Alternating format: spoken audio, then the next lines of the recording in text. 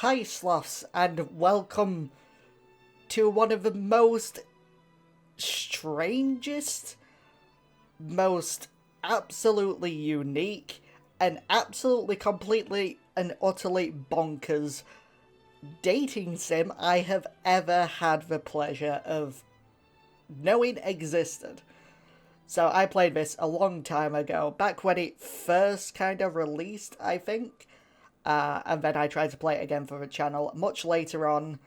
Unfortunately, the videos got corrupted, so I couldn't do the video. I mean, I couldn't upload them. And here we are now. I think it's been about 2 years since since I touched this game. Maybe longer, maybe 3 years. I don't know. I am so excited to show you all this. Before anyone asks, no. I'm not sponsored by KFC. I do love KFC.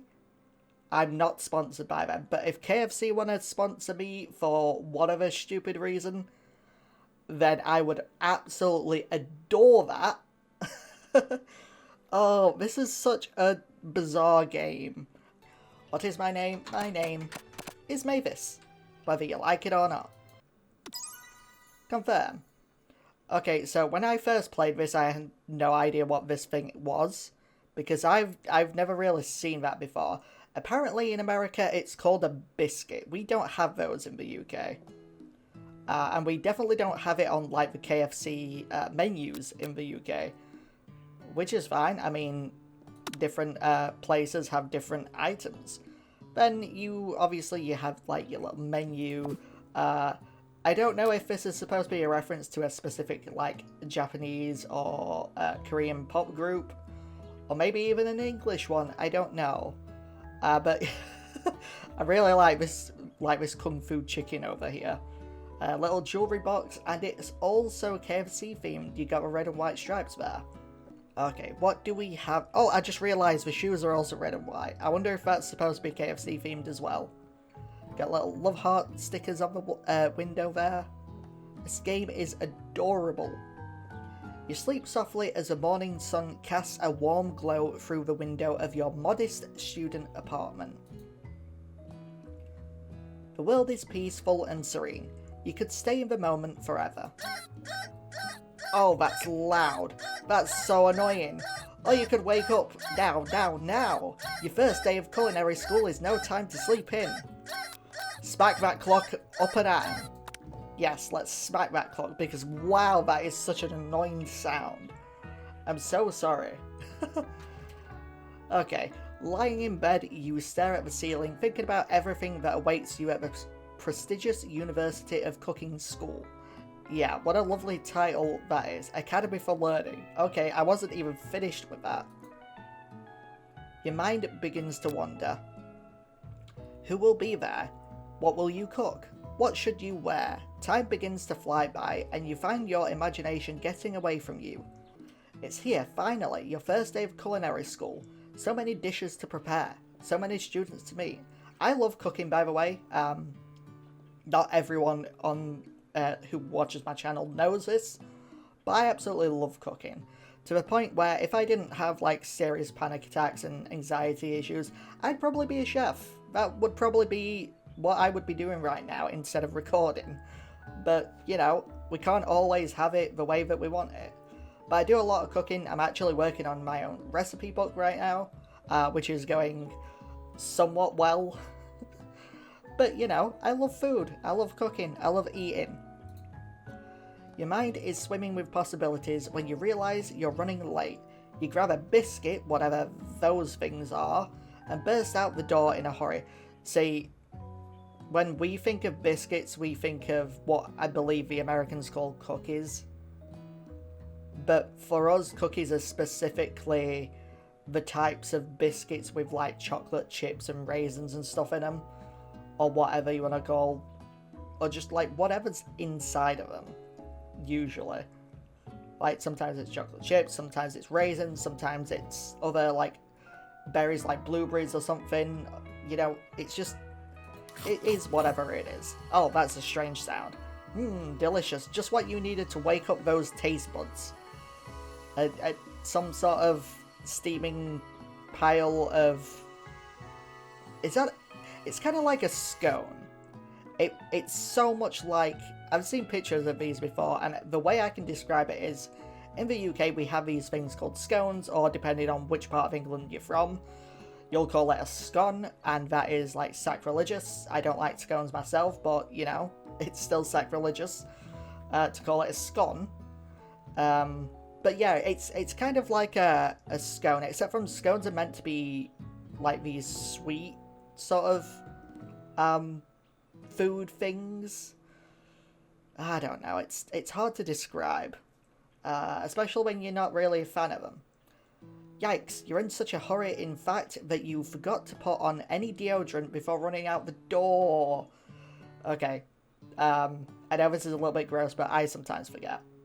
And it's perfectly fine to forget, as long as, you know, it's a day where you know that you do not smell like a lot of sweat. You're sweating buckets as you rush to arrive on time. Uh-oh. Yep, gross. Standing in the quad, you gaze upon the magnificent University of Cooking School Academy for Learning. Please don't tell me I have to say that every single time. And here comes your lifelong best friend forever, Miriam. Hi. She's the most adorably awkward person you've ever met, and you absolutely love her for it. Cool. Good morning, Mavis. Oh, wait, can you not change that to, like, lowercase, please? No? Okay. Are you excited for the first day of the rest of our lives? I'm sorry about having the mouse on screen, but I do need to click. So, sorry. But I'm actually going to have to keep this thing on screen. Whee! Look at it go. The cursor, the mouse, whee!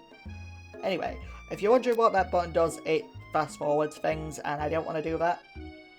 I have played this game before, I have read this dialogue before, but I don't want to skip anything. Because you guys probably haven't seen it. In fact, I bet you probably didn't know this game existed. This is an official, like, KFC game, by the way. This is an officially licensed game. I bet you didn't realise that either. I bet you thought it was just some silly, goofy, like, Game Jolt Itch.io fan creation. I don't know. Actually, because I sure am. Wait, what? Because I sure am. I think I said I am for some reason. Anyway, excited, a little nervous. Okay, a lot nervous. What's the what? I don't know. It's just that this morning I made breakfast for myself, but, well, when I ate it, I couldn't taste any love in the food. What if I'm no good? What if I fail? Classic Miriam, raised by MasterChef parents, she's always held herself to a very high standard. Ever since we were little babies playing together and you rescued me from that quicksand box, again, not really something that we have here in England, this is very American oriented, this game. It's been clear to me that you're the most loving, caring person I know. You're going to do great. Oh, I forgot there's like little voice lines. But with University of Cooking School Academy for Learning's famous 3-day only semesters, I'm afraid of being left behind and never catching up. So this is also like a parody of typical like visual novels and romance games. Dating sims, that's what it's called. I don't know why, I keep forgetting everything this morning. A sweet girl, Miriam has always had a flair for the dramatic. Maybe she should be, like, an actress. That'd be a good idea. You know, if cooking, you know, fails. This summer she got so nervous about her first kiss that she chipped a tooth practicing on a mannequin. That sounds awful. So you either change the subject to school gossip, or pep talk your best friend. I'm gonna say pep talk.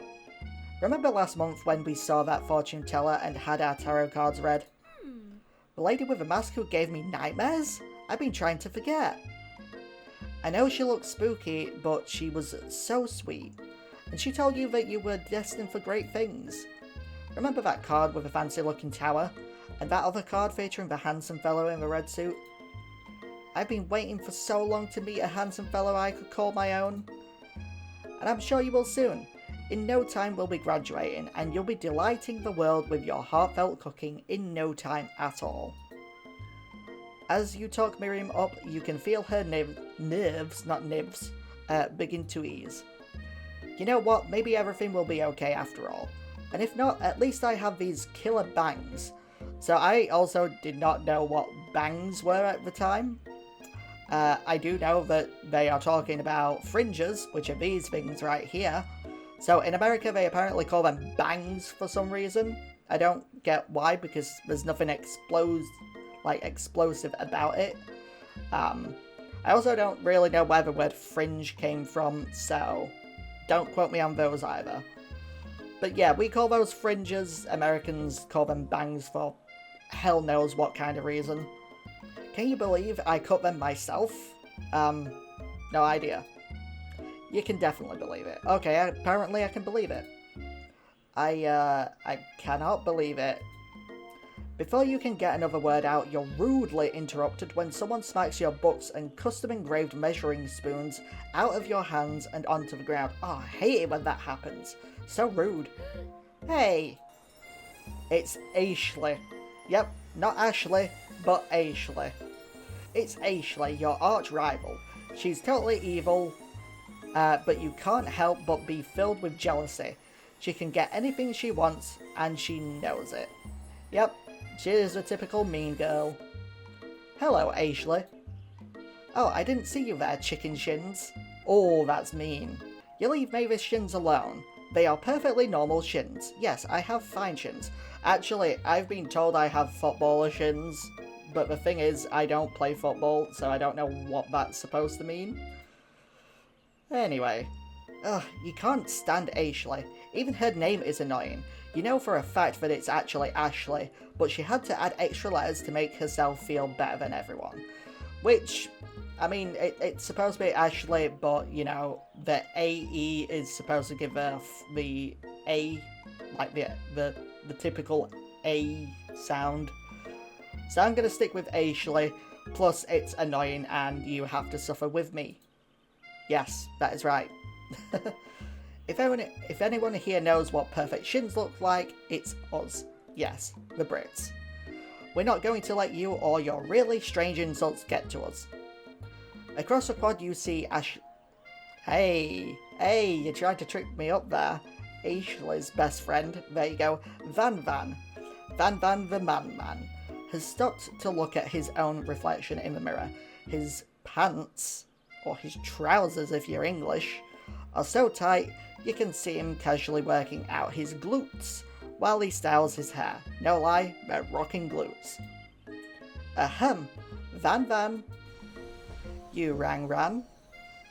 Yep, this is a typical, like, tough guy, kind of, I hate this trope. I don't like this. Is this why I don't like JoJo's Bizarre Adventure? Because I just hate this trope in general. Also, his hair is literally a star. He's literally just... Can we just, like, name Van a Joe Star and just be done with it? Because that's what it looks like right now. You've never been sure what their arrangement is, but as long as you've known them, Ashley and Van have been just as close as you and Miriam, but substantially more devious. Team Rocket's rocking, apparently. I can't believe that University of Cooking School Academy for Learning would ever allow people like you to attend as students.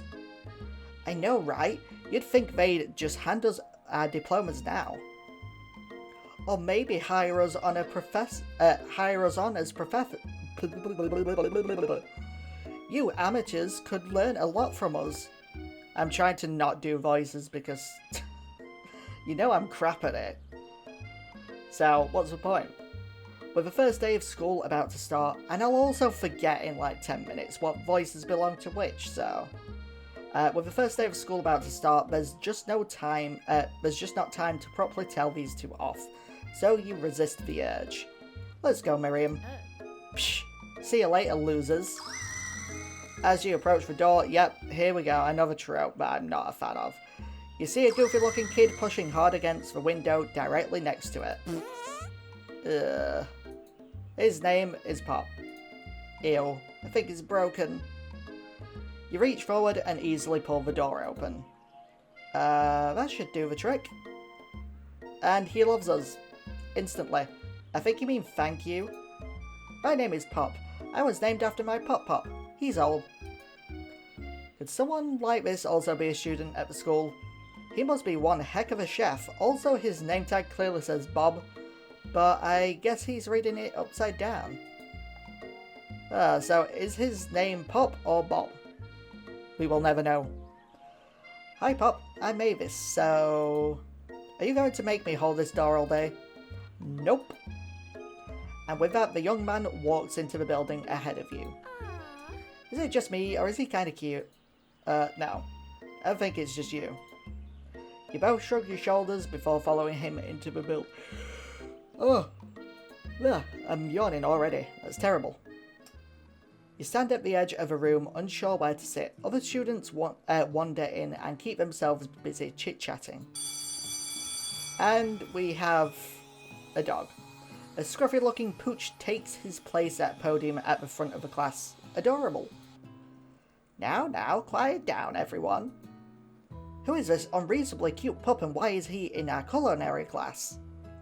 You must be Sprinkles, head instructor and CEO of UCSAL. Please, call me Professor Dog. I may be cute and little and fluffy, but I still demand respect. Woof. What? A cute dog is our professor? This is the best school ever! I guess only a dog's nose is capable of picking up all the nuances of fine dining. Out of nowhere, wind begins to rush around you as a swirl of cherry blossom petals fill the air inside the classroom. This is such a parody. Such a silly parody. I'm chilly. Someone close the window. And then he walks in. Yep, here we go. This is Colonel Sanders. Absolutely brilliant. You're immediately swept up in the aura of this new student and his remarkable goatee. Who knew anyone could be so handsome? Time stands still. It's him, it's... If it isn't my favourite student, Harland. Colonel Sanders interrupts Professor Dog, before he can finish his sentence. Please, call me Colonel.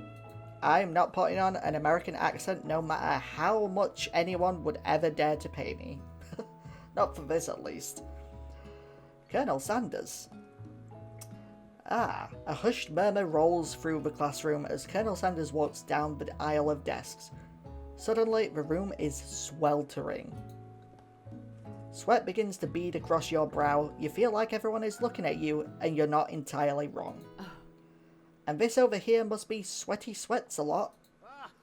Maybe we should open that window back up before faucet pits melts into a puddle and evaporates entirely. Why can I not speak today? Oh, did you see the look on Ashley's face just then? That was a devious face. Hold on, just a second. Nobody talks to my friend like that. You two both know my name. We were in the same kindergarten class. So over in England, that is called nursery. I'm sorry for all the constant American to English translations here. It's just, I know I also have a lot of UK fans, and they also probably would have no idea what the hell any of this stuff is. So I've got to cater to them more than I've got to cater to all the Americans who already know what this is. Anyway, and what is with all your really strange insults? Besides, when Mavis sweats, it's not gross, it's beautiful. Look at that shimmer. This is how my friends are like in real life. Are like, nothing you can do is gross or bad. You just, you're beautiful in every single way. Even if you are currently bludgeoning someone. That's beautiful to us. So, we turn to find Colonel Sanders standing right in front of us. Hell yeah.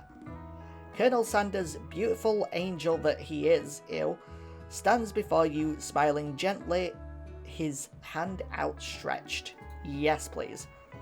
Boy, howdy, this classroom gets hotter than a Kentucky Friar. Yeah, no, see, this is why I don't do American accents.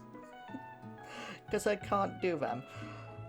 And I don't know if you've noticed up here, this is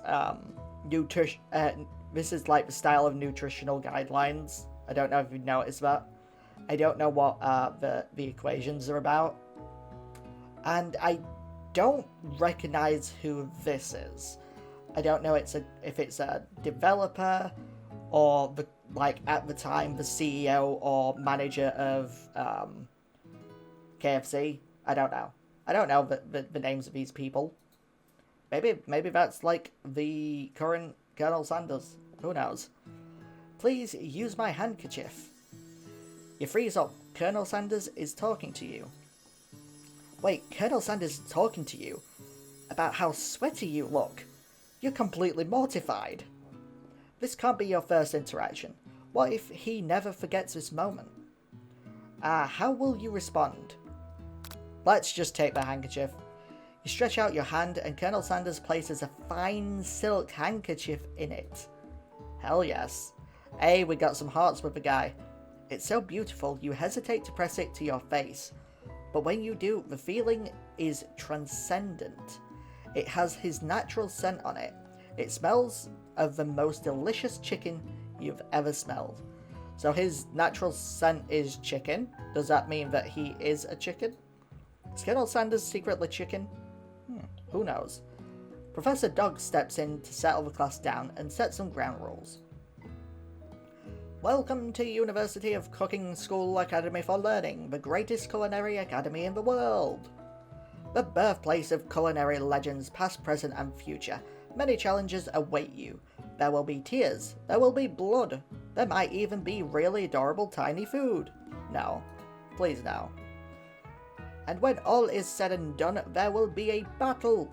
You will lift your sporks and compete in the broom cooking arena. Yes, the sporks. I remember the sporks so much.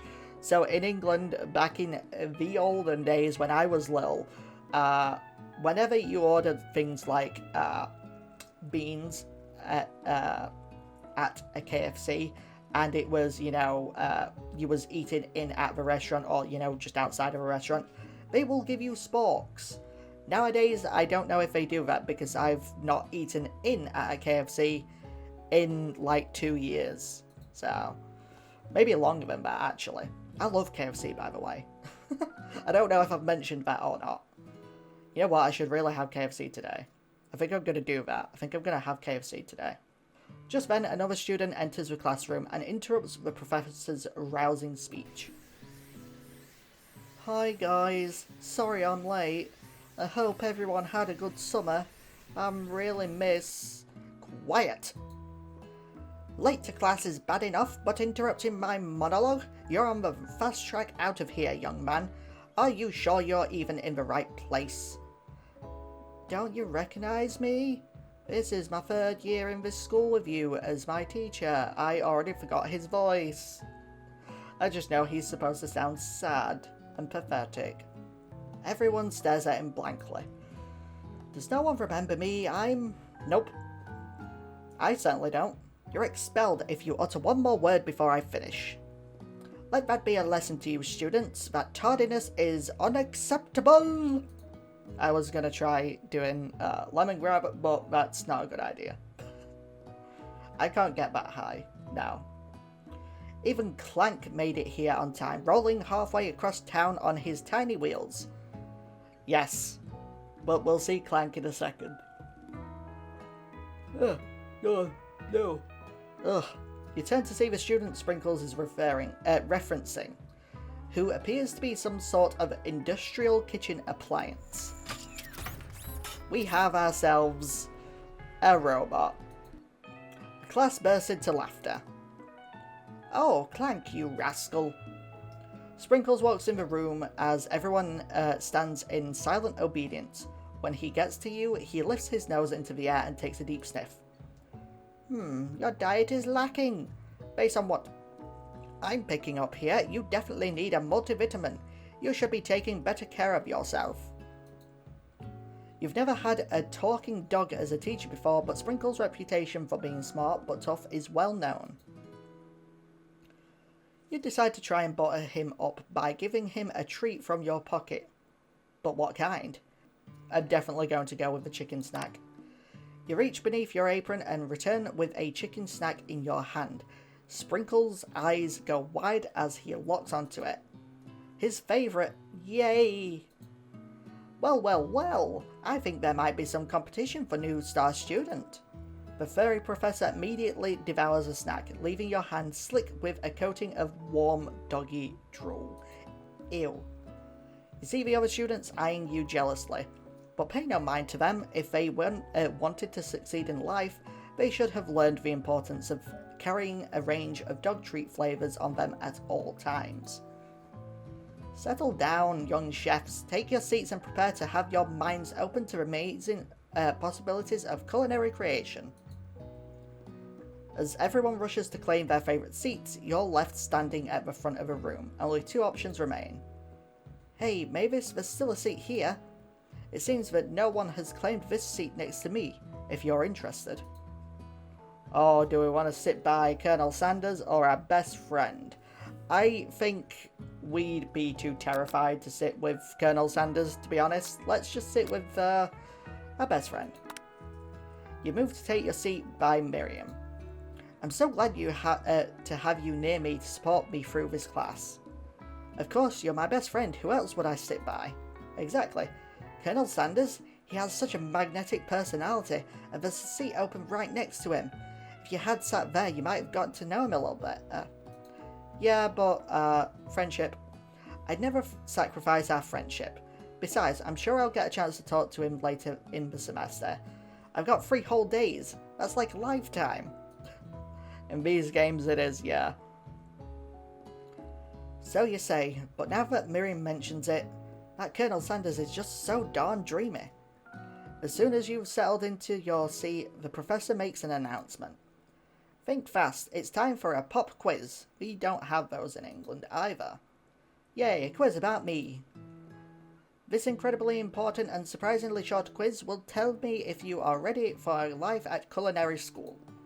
Keep your knives sharp and your focus sharper. Here comes question number 1. Okay, if train A is travelling to point B and train B is travelling to point A, how important is it to wash your hands before cooking? Extremely. Looking at you, Pop. That's right. Yes, always wash your hands before you cook. Forest is to tree as chicken is to feather. That's right. What is the most efficient eating utensil ever created? A spork. That's right. What food is best for a broken heart? Anything, as long as prepared with love and not too much salt. That's right. Is Sprinkles a good boy? He's a talking dog that teaches at culinary school. He is the best boy. That's right. Your total score is perfect score, 5 out of 5. Let's go. We did it. Wow, be honest, did you cheat? Nope. You... Oh, I thought that was going to say you looked up the answers, didn't you, or something, but no. You look up to see that Colonel Sanders has been watching you tally your score. He's impressed. I know we just met, but I have to confess. I think you have a beautiful brain, thank you very much, but please do not be using X-ray glitches to look at my brain. This is not Minecraft, my friend. Hot diggity, Mavis. Ugh, that sounds so wrong coming out of my mouth. You just scored some major Colonel Sanders points with that performance. Nice. May I have your attention, students? I have an important announcement to make. Time for lunch. I'm hungry now. I'm very hungry. The Stewart cafeteria. I don't know what this is a reference to. Wow, the cafeteria is as nice as any restaurant. This is very KFC-like as well. It also has like that McDonald's sort of vibe as well. I haven't been to a McDonald's in years because I don't like McDonald's, but it reminds me of the kind of setup that they have, or at least the colour scheme maybe, and all the random like spots on the windows. I don't know. Wow, the cafeteria is as nice as any restaurant you've ever eaten at. It makes sense that a school dedicated to cooking would also be serious about eating. Of course. Delicious fragrance wafts through the room and tickles the end of your nose. Your mouth waters. Do you smell that? That must be our lunch. It smells crazy good. Everyone, can I have your attention? Is it about lunch? No, I just wanted to apologise for my tardiness. You see, I was... Howdy, folks. I'd like to make an announcement. Hey, It's about lunch. Everyone cheers. But Shh. Lunch, lunch, lunch. She said shush. In honour of the new semester, I have prepared something special to share with everyone for lunch. That must be the smell I smell. A smell that smells smelly. SpongeBob. Indeed, that smell. You hold your breath, waiting to see what food this mysterious student has created. You've heard that he's very talented, but were the rumours true? Is this? Colonel Sanders lifts a large bucket above his head. Its contents glimmer in the light. Yes, it's Kentucky Fried Chicken. Piled high are huge pieces of chicken breaded and fried to a crispy golden finish. Yes, please. The aroma envelops you, and you begin to feel warm and safe. Hell yeah. Colonel Sanders has filled a bucket with chicken. What a novel concept. Your stomach begins to grumble, as if to say, stop thinking and start eating. For years, I have been developing a secret recipe for the perfect fried chicken. By my calculation, nothing less than 11 herbs and spices are required to achieve the perfect balance of flavours. You look around and notice that every other student has a pen and paper and is scribbling notes as fast as they can. But that's all I'll say about it. What, you think we want your stupid recipe, dude? Pshaw, nah, my dude, nah. I'm just drafting a last will and testament in case one of those ingredients is poison. Got him. He looks around nervously to see if anyone else is laughing at his sick burn. You wait to see what zinger Ashley has prepared. Hey, they said the thing. They said the thing. Honestly, I don't like the whole zinger thing in KFC because I actually do not like mayonnaise at all, and they will drench the stuff in their like supercharged mayonnaise, and I hate mayonnaise, so no, it's gross. Ashley has prepared to follow up, but she suddenly takes a different approach. Yeah, and I was just like writing in my diary. Dear diary, today I smelled something beautiful. I knew at that moment that only the hands of a true gentleman could fry chicken so tender. You see her body language change from bitter and evil to sweet and innocent as she slides closer to Colonel Sanders. She realizes that he is destined for greatness and fame with cooking skills like this. She wants him all to herself. Oh, please. Well, Van the man, if you don't want any, I'll take his. Whoa, hold on. I mean, I guess I'll try it. He takes one bite and his eyes grow wide. He starts contorting his face as he tries to hold in his pure exhilaration and act unimpressed. Easy now, there is enough for everyone. Please, my fellow classmates, dig in.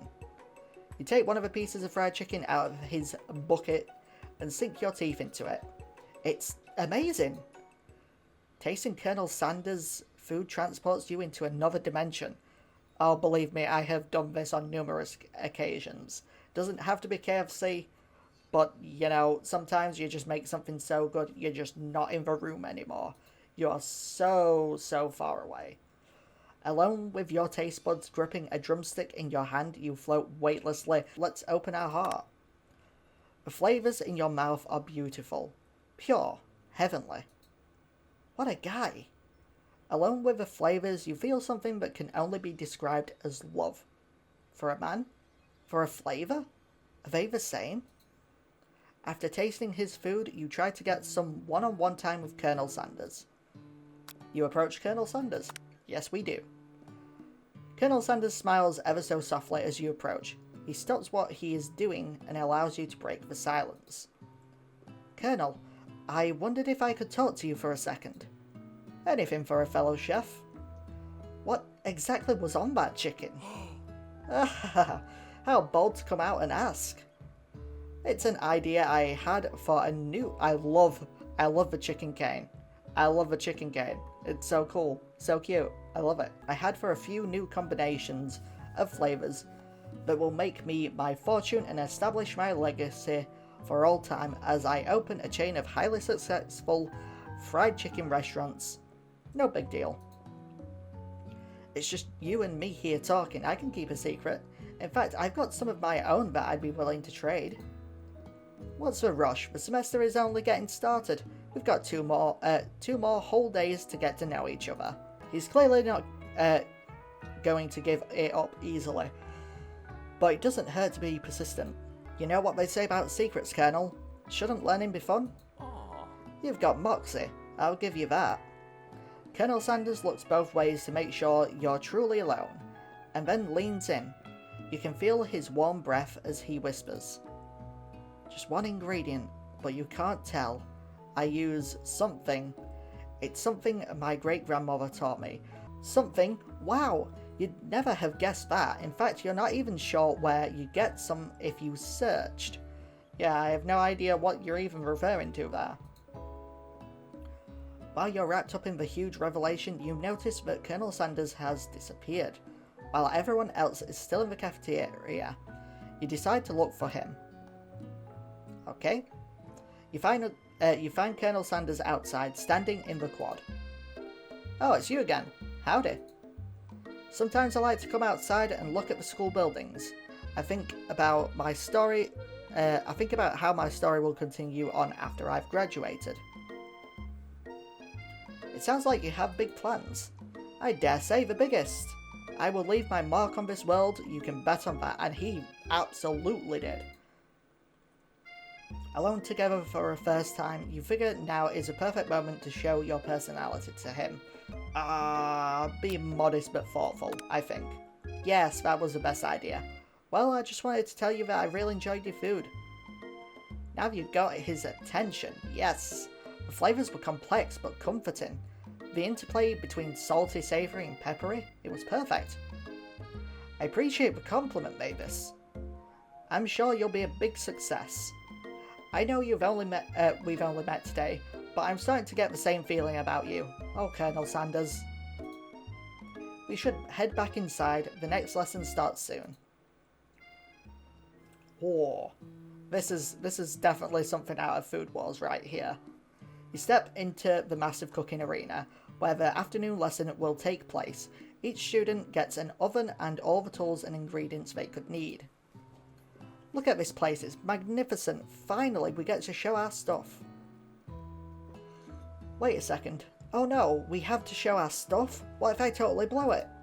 You're not going to blow anything, except maybe kisses to the crowd of fans you're going to earn with your signature adorable tiny food creations.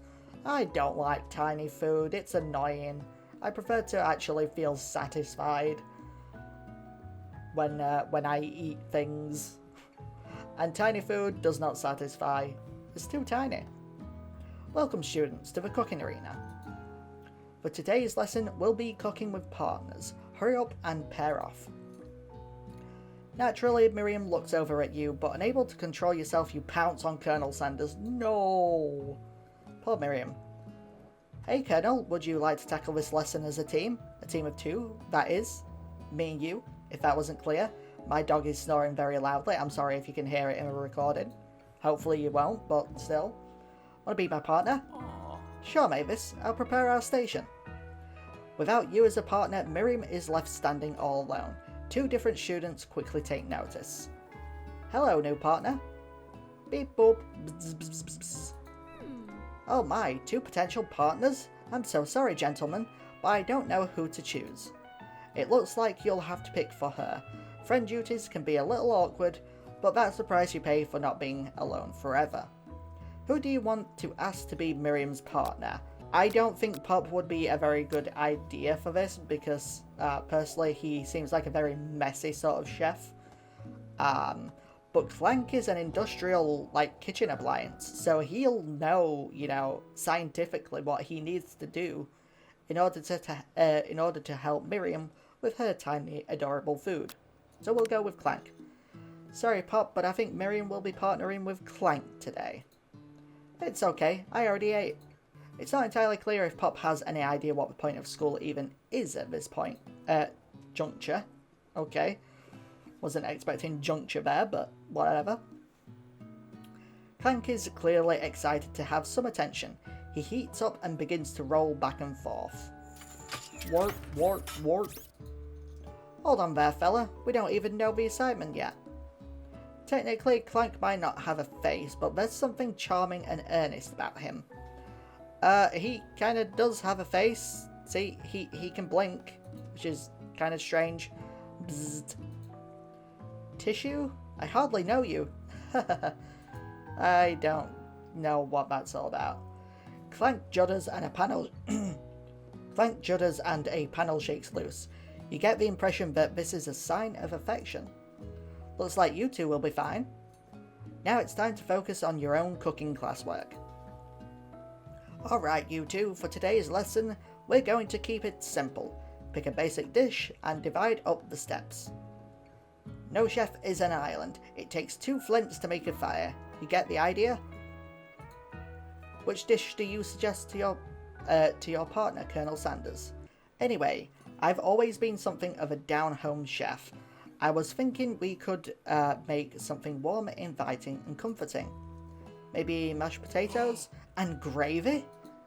I couldn't imagine one without the other. I mean, I had that last night, so yeah. Colonel Sanders casts a coy look at you, causing your whole face to go beet red. Embarrassed, you quickly turn away. I'll go get the potatoes. No, please. Let me. Picking perfect produce is a passion of mine. Yay. Looks like things are getting pretty fresh around here. Does someone have a crush on Colonel Sanders? We're just cooking partners and mind your own business. Sanders' heart is my business, and you better keep your fingers off of my man. Did someone call for me?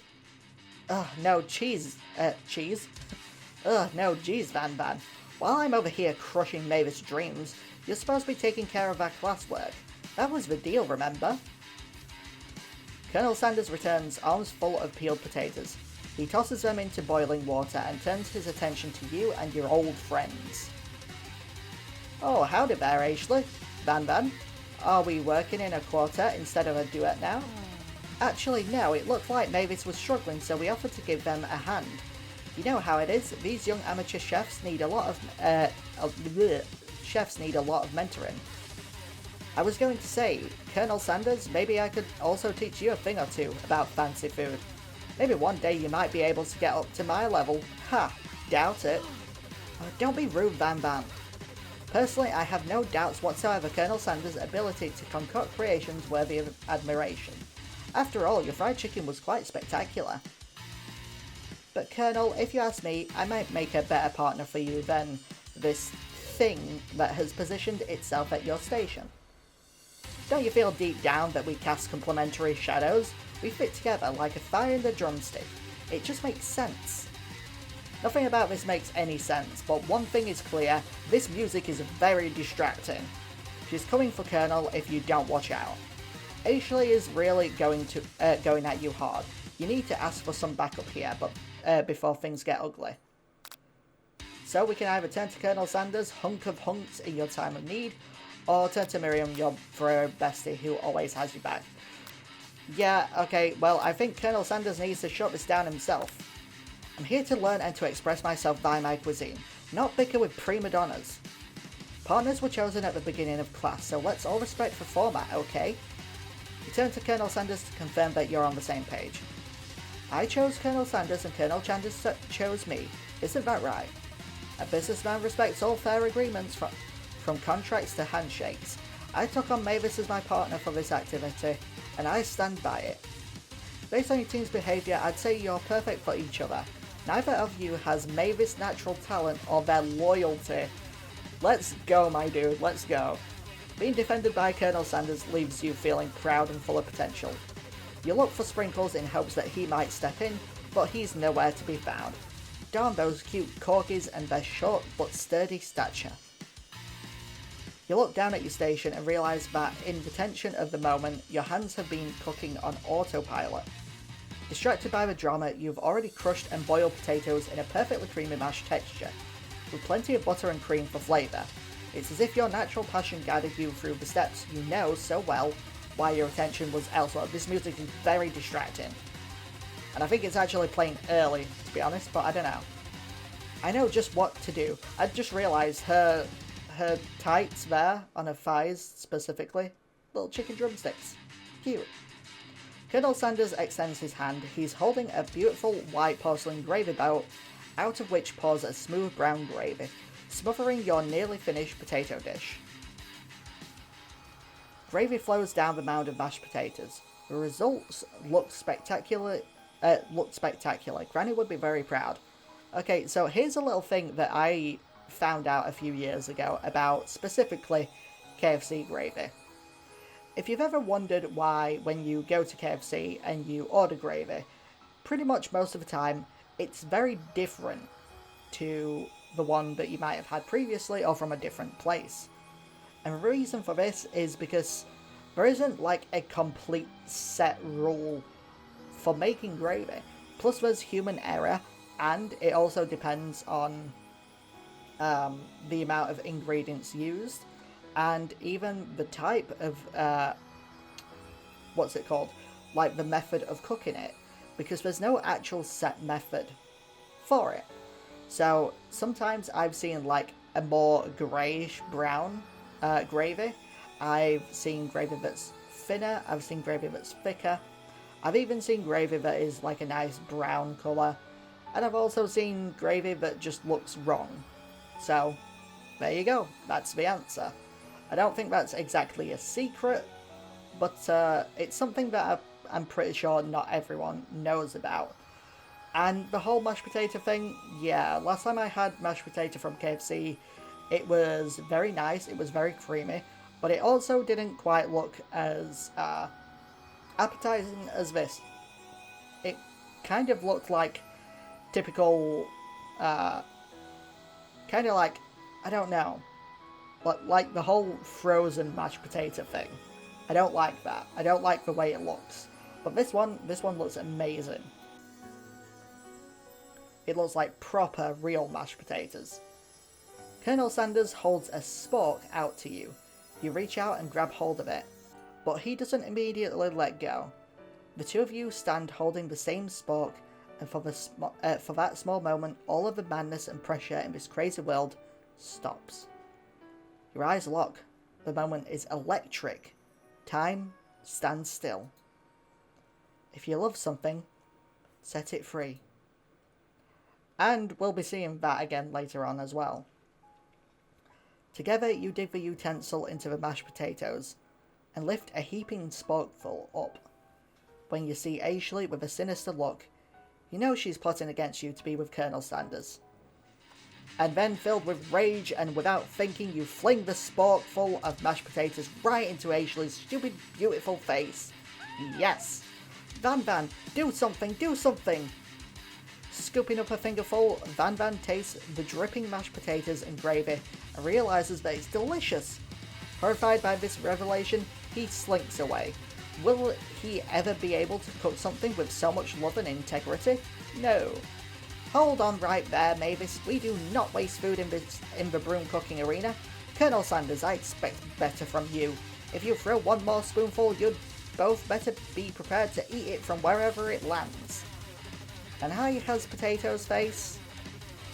Yeah, that's not funny, cute, or endearing. That's just awkward. Van Van rushes back over a covered dish in his hand. Mashed potatoes with gravy? Pathetic! In just a few minutes I've prepared a full meal. Gaze upon my speciality. Braised tentacle of octopus in my silky saltwater sauce. Plated on a battle axe blade forged by my supreme chef ancestors. I would love to eat food off of a battle axe. That is so cool.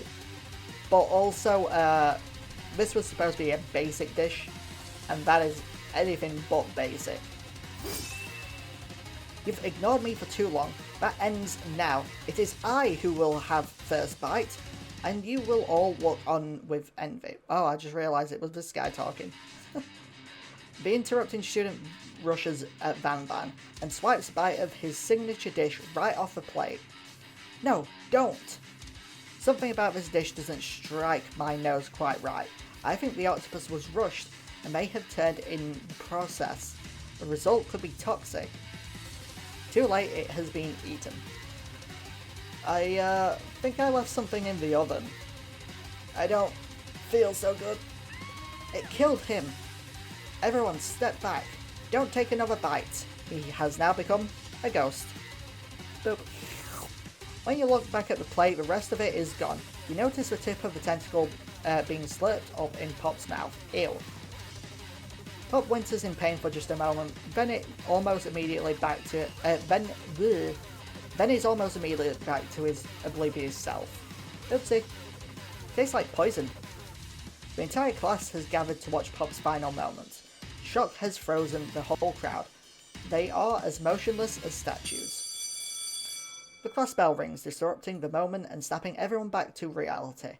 It would appear that Pop's enthusiasm for trying new things, despite obvious danger, has inoculated him against poisons of all kinds. I'm not sure the professors here make enough money. Hello? I just turned into a ghost over here. Seeing that you're shaken up by that really annoying student and all his nonsense, Colonel Sanders approaches you. I'm sorry you had to go through that. Please, let me walk you home. What? Like, for real? Oh, come on. You follow Colonel Sanders out of the room. At night, the school building has taken on another vibe entirely. It's dark and more than a little spooky. Colonel Sanders stands in the quad's neon glow and speaks softly. Those mashed potatoes you made in class today. Before you go on, I want you to know they're not a great representation of my skills. I didn't even realize I was making them. They were amazing. Tasted them, it reminded me why I became so passionate about food to begin with. Colonel Sanders is getting choked up. Cooking is obviously important to him in a way that you find inspiring. Now might be the perfect time to tell him you're developing feelings for him. Colonel Sanders? Yes, Mavis? There's something I need to tell you. Hold it right there. There's something I need to tell you first. Oh, jeez. You see, when I was just a boy, I had a dream that one day I would be the greatest chef the world has ever seen. And every day since, I have been working toward that dream. Day and night, never stopping, never resting. Also lifting a lot of weights, like so many weights. We should follow our dreams with all of our hearts, that our souls may grant them like wishes floating on a shooting star. Hey, no, you... Shut up. I'm the one here to say inspirational stuff and be the star of the story. Are we forgetting that your cooking literally killed a guy? You can't prove that. I also saw you kill that guy. What was his name? Somewhere in the distance you hear a long, sad sigh. Ugh, forget him. We're talking about me. Me. I'm the hero. The spork monster is here to fight a hero. Rah, sporks. I think I left the fridge door open. Later, nerds. How dare you threaten me just as I was letting down my guard and connecting with another chef on an emotional level. Be afraid, Oh, okay. You know what, let's do a voice for this guy. Be afraid, be very afraid of me, because I'm a monster, see? Is he's rhyming? Okay, developers, please fix this. Is he rhyming on purpose, or is that just a coincidence? But before you can discuss syntax any further, it's a turn-based fight sequence. Yay! What will you do? Attack. You decide to go on the attack. Which attack will you use? Cook with love.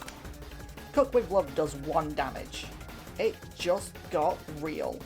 The attack really upsets Spork Monster. The Spork Monster goes on the attack. They spit hot gravy at you. Take 1 damage.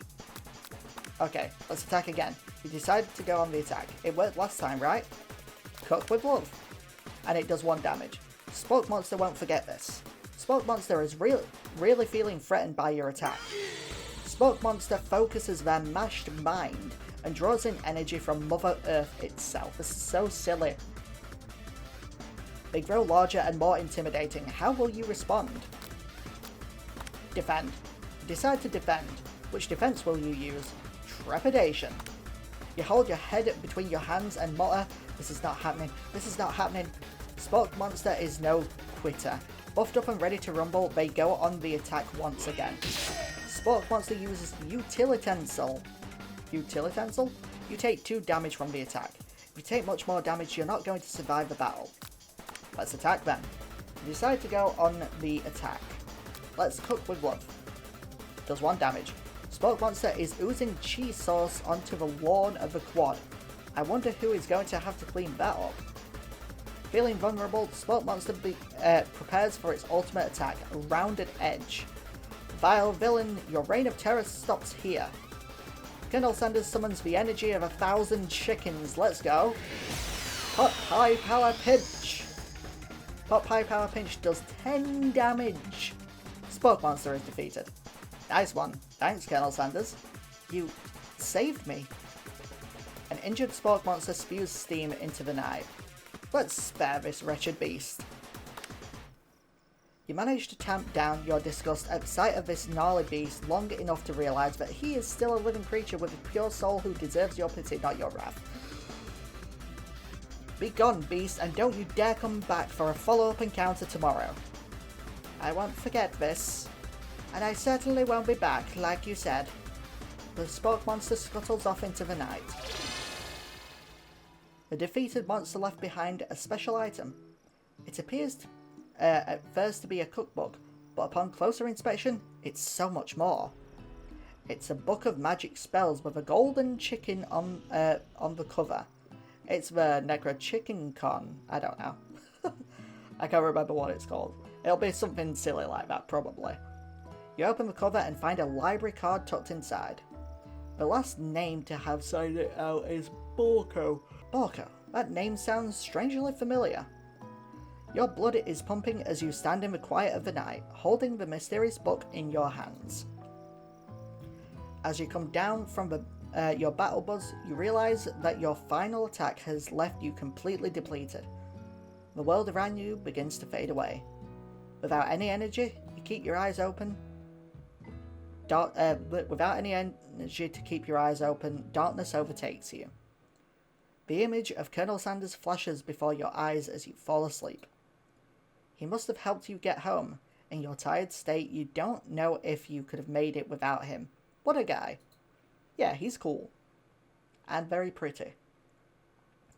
You want to thank him, but you don't have the strength to utter a single word. You feel your covers being pulled up over you as you are tucked in tightly. Good night, my Colonel. In your dream, you're together with Colonel Sanders. For some reason, Sprinkles is also there, instructing your love. Dreams are strange. Dreams really are strange. They do be doing the strangeness. Whoa, what is going on? Whoa, okay. That went by really fast. You awake on day 2 and attempt to process the wild visions you had. So sorry about the yawning. Were they memories or premonitions? And then there was that secret ingredient that Colonel Sanders went ahead and told you outright. Not much of a secret, huh? Is it probably salt? Is it salt?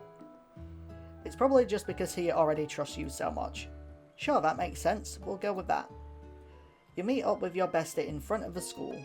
Before you can tell her about the encounter with Spork Monster, she launches into a story of her own.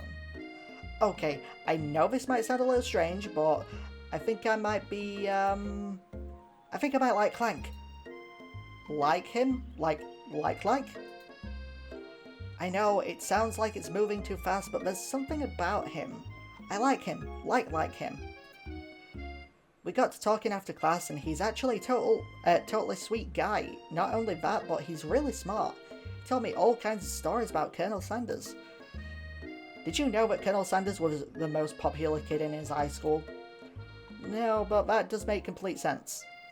Yeah, but he was so popular that he was voted prom king at a school he didn't even go to, and was also the convertible that he himself rode in. At the front of the homecoming parade. I don't know what any of that is. I'm thinking maybe something got lost in pressure cooker language translation there.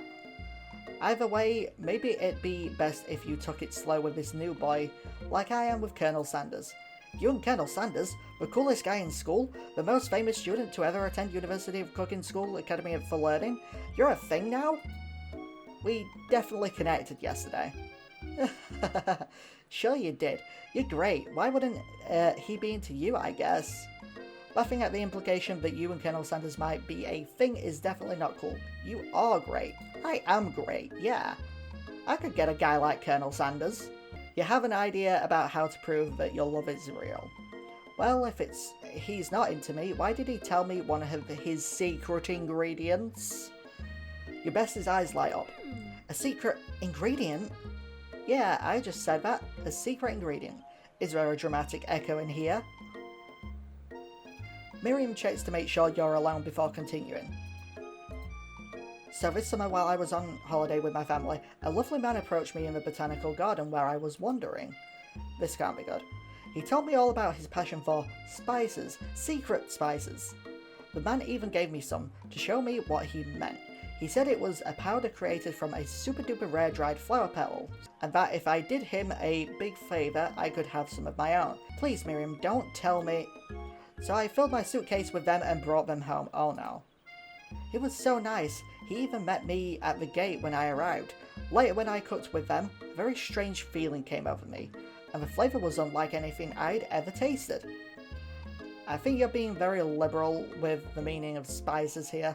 Oh, are they on about that kind of spice? Okay. Okay, that's not a good idea. Whatever. Anyhow, we both share an interest in cooking, so we've stayed in touch. You know, like pen pals. I bet he would love to know more about new spices. Well, I'm definitely not supposed to share Colonel Sanders' secret recipe. Besides, I only know the one ingredient, so I doubt it'd be much use to anyone. Please, please, please! It would mean the world to me. No one has to know it came from you or from Colonel Sanders. Let's make up a fake ingredient. We're not telling her anything. You quickly think of a fake ingredient name. I don't know, how about... It was... I have Newt. I know it sounds like some kind of witch's potion, but what can you do? I have Newt. Wow! Her eyes light up imagining such a thing, and you figure that you've satisfied her curiosity, and she'll move on. However, she immediately turns around and does some thumb typing on her phone that you can't quite see. That's probably not good. Before you can ask her to confirm that she was definitely not texting definitely not texting secrets to other people, you're interrupted. A wind rushes in. Cherry blossom petals fill the air. It's Colonel Sanders. He's arriving at school on a horse. Stand back and admire his majestic glory. Hell yeah. Colonel Sanders' horse is truly a thing of beauty. Yep, it is. Without ever acknowledging that he's being watched, he does a short horse dance before dismounting with a flourish. He then slaps the beautiful creature gently on its rear, sending it running free into the countryside. You are so struck by the sight of him that you lose the ability to speak coherently. Oh, I didn't realise anyone was watching. Don't worry, he knows his way home. You attempt to compliment Colonel Sanders, but the words don't come out exactly right. What a horseful beaut you have. What a horseful beaut you have. Dang it, that's what I just said. Being a good friend, Miriam attempts to cover for you. Oh, Mavis just gets really nervous around people they like. What? This is not helping. They got food poisoning and were up all night. It was gruesome, you should have seen it. She gives you a wink and a smile as if to say, situation handled, can't blame a girl for trying. And with that, Colonel Sanders disappears into the school, leaving you and Miriam to follow. When you enter the classroom, you can see your two rivals. Ashley and Van Van are doing something bad, obviously. By the way, they're hiding. You know it must be really bad. Like counterfeiting recipes bad, experimenting with restricted ingredients bad, summoning a demon bad. You try and get a peek over Van Van's hulking shoulder, but he sees you coming. Oh well there, little one. I'm not sure you're ready to handle this. Why don't you make like a bee and mind your own wax, honey? This one. You sit near near the rivals, but leave your back turned to Van. You even hear Van mutter something that sounds a bit like a magic spell. However, he notices you eavesdropping. You try and cover your tracks and improvise an excuse. Ahem, it's time for class and you're distracting the rest of us who want to learn. Now you've upset them. Oh, and you're the Emperor of Cooking, are you? You make the rules? I'm not sure you'd know a good meal if it ate you. Being the best chef in the world takes more than just culinary skills. It takes creativity, it takes panache. And it doesn't hurt to use a little evil. You finally get a look at what it is they were hiding and you instantly recognise it. It's a book just like the one you found after your encounter with the spork monster. That's the same book that I found last night in the quad. Ashley immediately elbows Van, who hides the book behind his back. I don't know what you're talking about. That book is a family heirloom and its contents are secret. You notice that they haven't just been studying the book, they've got Pop pinned to the wall and they're tossing potato skins at him as he tries to catch them in his mouth. We're playing, hehe. Before you can dig in any further, you're interrupted by the arrival of more students. It's almost time for class. Beep beep. Clank must be running late. He's in such a hurry that he rolls right over Van's meaty foot. Hey, watch it, you bucket of bolts. You watch how you talk to him. He didn't do anything. Bzz, womp. I don't know what a womp is, but you know. Who do you think you're talking to? I've never heard such language, not even from a stand mixer. Womp womp. No, your mother was a stand mixer. Van jumps to attack Clank, but Clank shocks Van, sending him flying across a room. Protect me, Colonel Sanders. These crazed men are about to come to blows. I think it must be over me, but I'm not interested in either of them. Aisha's tone has completely changed in an instant. She bats her eyelashes at Colonel Sanders. Surely you must know that this is a ruse, right? Gentlemen, get a hold of yourselves. Save it for the arena at least. Or don't. Honestly, what do I care? I've got lofty career aspirations to focus on. Maybe I can help you with your business plan. Just then Sprinkles arrives to signal the true start of a class day. He's panting, which doesn't seem that abnormal. He's a professor, but he's also a dog. Students, please take your seats. I apologize for my late arrival. I spent the morning chasing a car all around town, and my tiny legs are very, very tired. But I'm here now, and I hope you're ready to learn. Rub his furry dog belly. He loves it. After he catches his breath, Sprinkles regains control of the classroom. Without further ado, we'll review the global history of my favourite fowl, the chicken. You want to pay attention to the lesson. Truly you do. Which is why in 1776, at the signing of the Declaration of Independence, it was a chicken who signed their name. But you can't help but daydream about Colonel Sanders and you miss most of the important parts. When you come to, Sprinkles is holding a tray of food in front of you. Well, Mavis? Naturally, this appears to you to be a simple platter. Which item do you want to sample?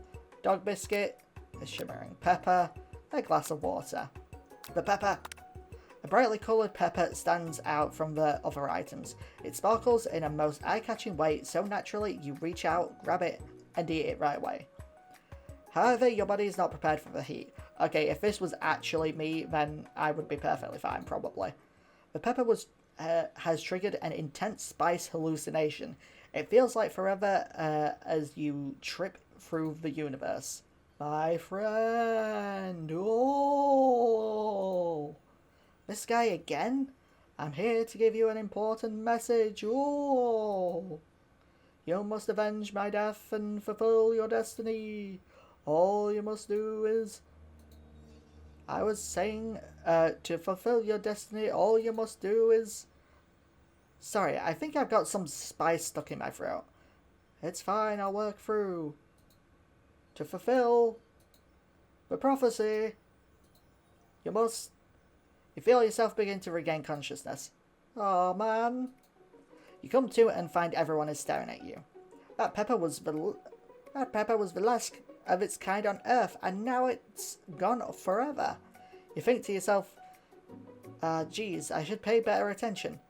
We all make mistakes. I'm sure he'll forgive you someday.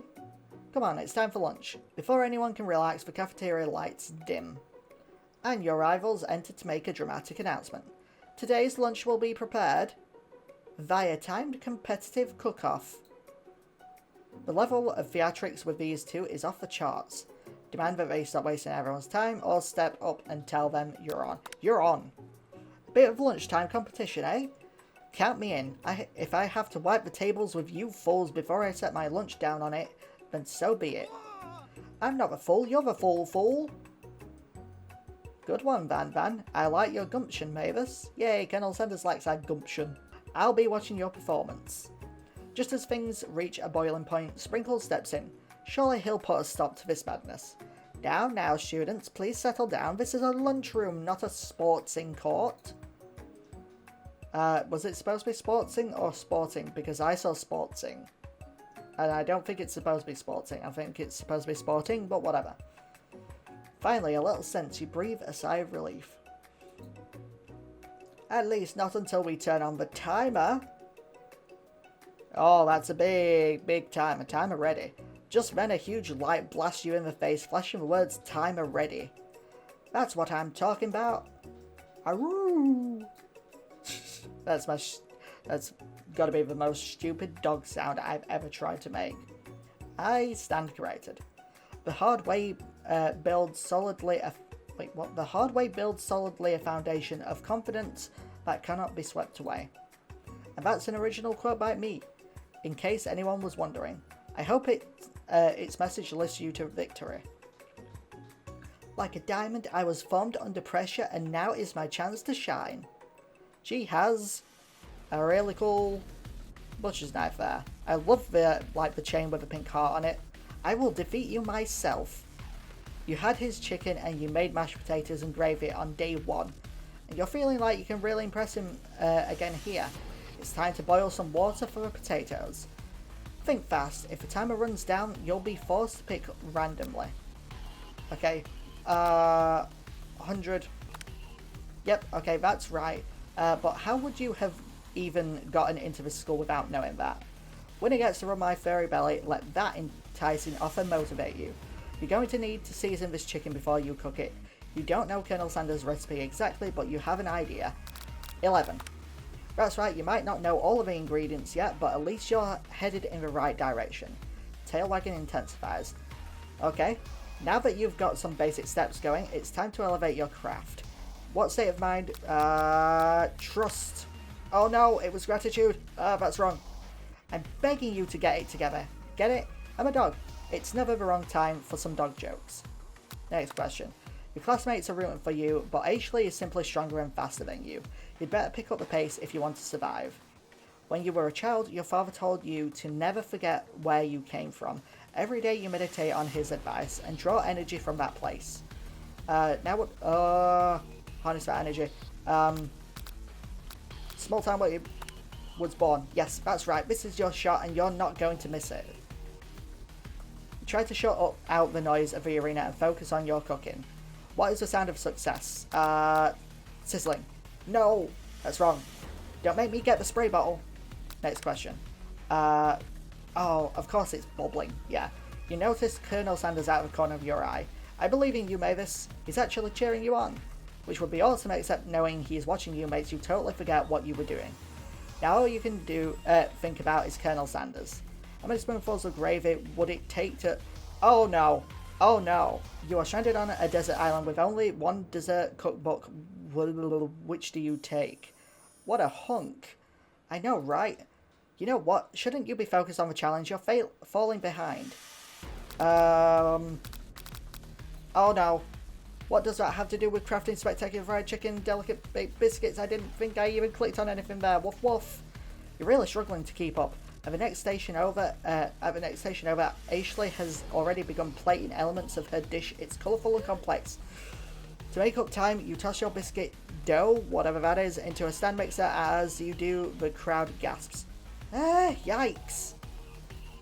I know you love nothing more than seeing a fellow appliance utilised in a kitchen battle, but sometimes that means sacrificing the personal touch. You might not have any hands, but Mavis does. and a good chef needs to be touching the dough to know when it's properly mixed. There's an easy way and a hard way. You don't get far by going the easy way. When you hear everyone talking, you realise how serious your error was. You immediately shove your hand into the mixer to rescue your dough before it's overmixed. Mavis, no! But you're not fast enough and your hand gets stuck. It's immediately crushed by the quickly spinning beaters. There's no way you'll be able to use that hand for the rest of the match. Colonel Sanders shakes his head in shame. What you often find is that the easy way can turn out much more difficult. Everyone stop what you're doing right now, this battle is over. It can't be, I was so close to finishing my dish. Sweetheart, look at your hand, you simply can't go on. Aww, that's too bad, and here I am with a completed dish, ready to serve. Surely that makes me the winner by default. No, it wouldn't be fair to compare the two on account of Mavis' injury. You see Sprinkles begin to lick his doggy chops as he locks onto the dish. But I suppose you should at least tell us what you prepared? Well, because I'm the sweetest, I skip straight to dessert. Under this white chocolate dome, you'll find a wide array of delights, taking you on a journey of flavour that tastes good and tells a story of excellence. It's a white dome with some blueberries, a sprig of mint probably, and a little bit of a chocolate sauce. Yeah, I don't get cuisine like this. I just want food and I want to eat it. I care more about flavour than I do of the whole presentation aspect. Sure, it's cute, sure, it's nice, but it's not my thing. I usually never go out of my way to make things look super duper pretty like this. Then again, I usually only cook for myself, so... I was going to ask Mavis to do the honour, but since you're injured, I'm afraid that pouring this creamy and delicate hot chocolate sauce might be too difficult. Colonel Sanders, if you wouldn't mind lending me your strong, steady hand? Colonel Sanders pours the hot chocolate sauce on top of the dome, causing it to melt away, revealing the ingredients hidden within. Inside, you'll find a delicate fried cheese croquette, atop a slice of honeycomb, ice cream 2 ways, tender nugget, I don't know, and pearls of blueberry gelée. Colonel Sanders seems intrigued, but perhaps not impressed as he dips his finger into the chocolate sauce. Simplicity isn't your strong suit, is it, Ashley?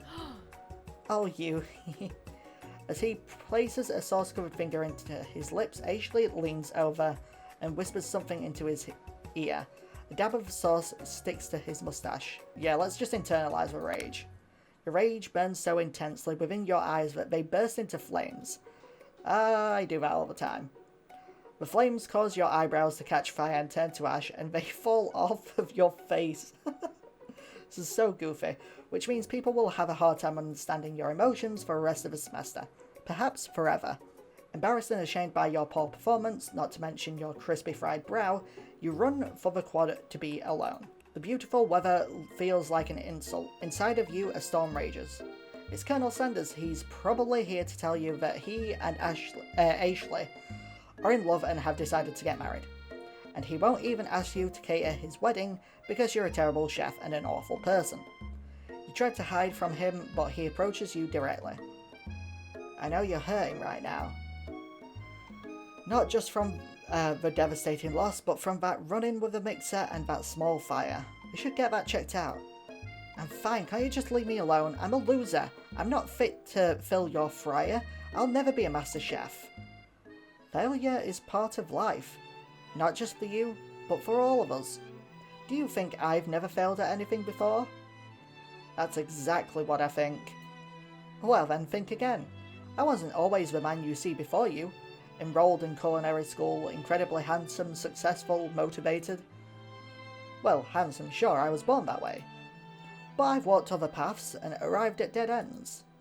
I was passionate about life, but I failed as an obstetrician? I don't know what an obstetrician is, actually. I was passionate about justice, but I failed as a lawyer. I was passionate about livestock, but even I failed as a mule handler. That one was especially humiliating. Mules can be so cruel. I lost my business partner to a gunfight. I didn't know. People see my delicate ribbon tie and my well-kept beard and assume that I've got it all together. Which is true now, but it hasn't always been. Sounds like this guy could really use a hug. I resolved then that I was going to amount to something. No amount of hours, labour, or money would deter me from giving the best I had to give. As Colonel Sanders changes focus, he can see something ignite inside of him. A burning passion. One has to remember every failure can be a stepping stone to something better.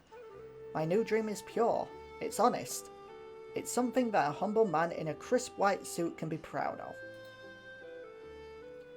I will create a new chain of chicken restaurants that will bring joy to the entire world and make up for my past misdeeds. Yay! Just as your moment grows intimate, you're interrupted by a threatening shadowy presence. Battle scarred from the night before, you prepare for the worst. It's the spork monster. Borko? It is I.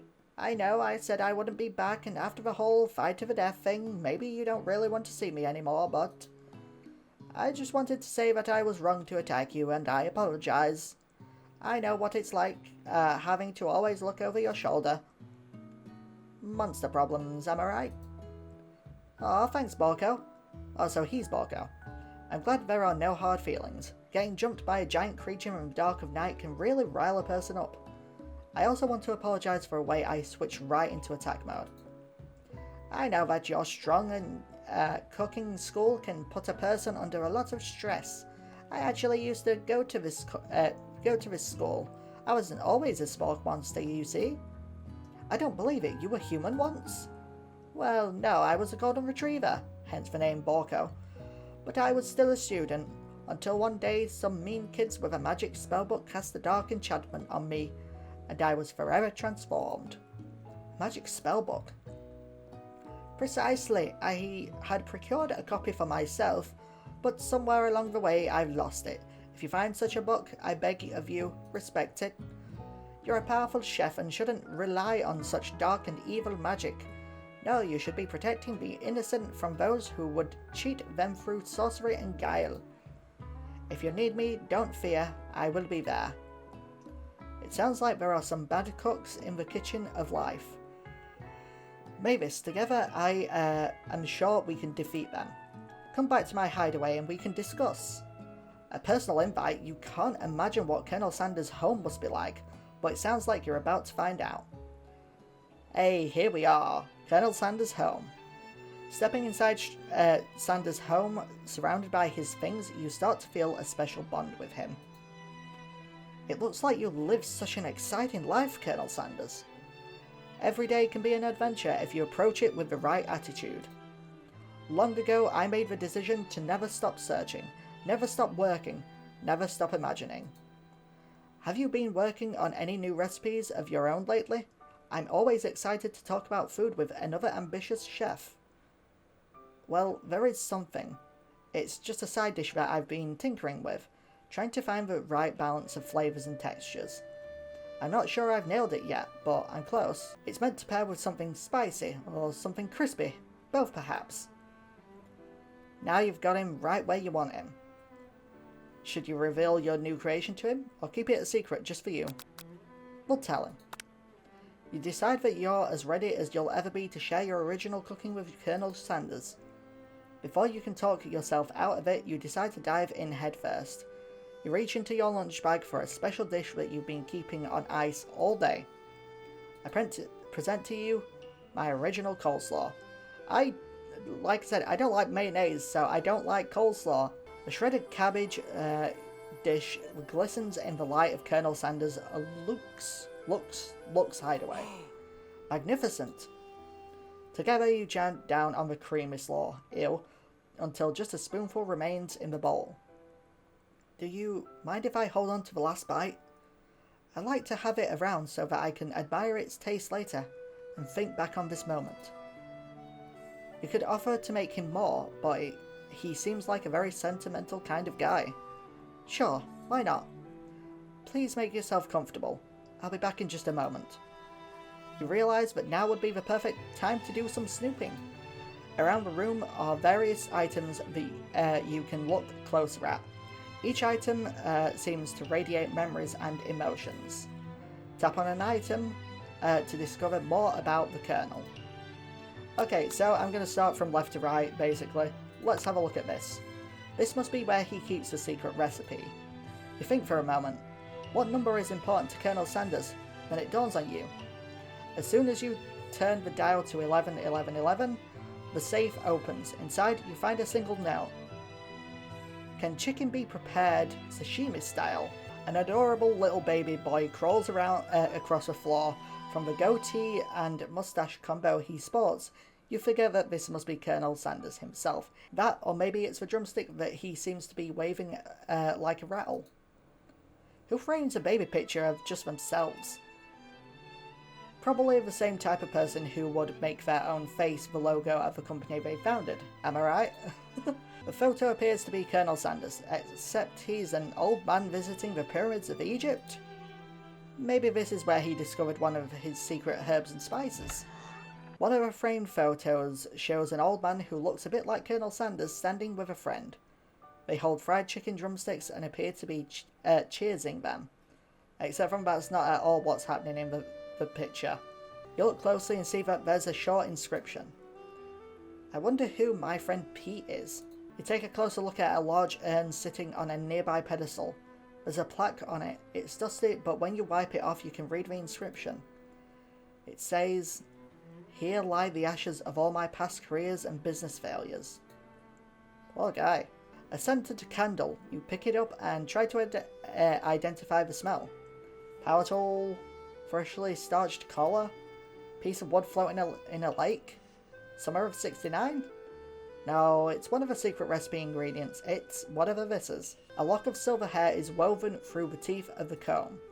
Upon further inspection, you realise that the hair therein isn't just silver in colour, it's actually made of spun silver. You gaze out of the window across the vast lake and mountain range beyond.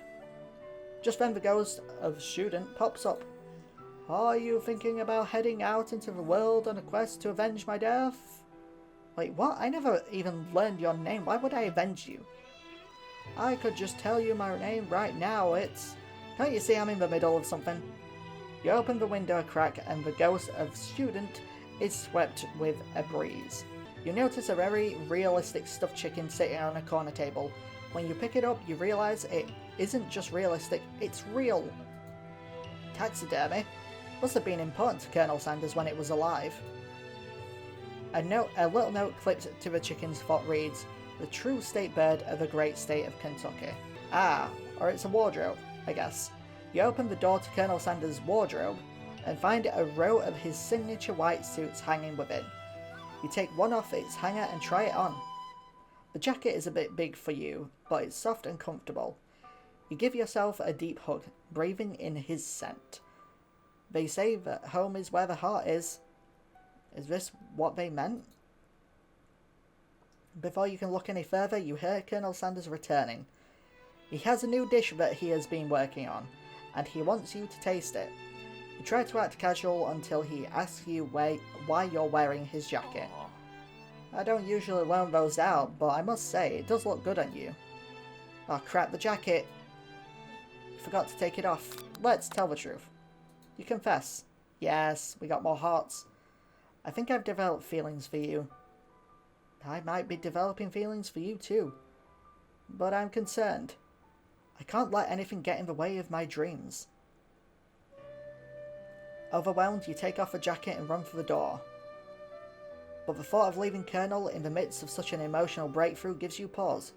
You stop yourself. Colonel? Yes, Mavis? I honestly think this may be the beginning of something wonderful.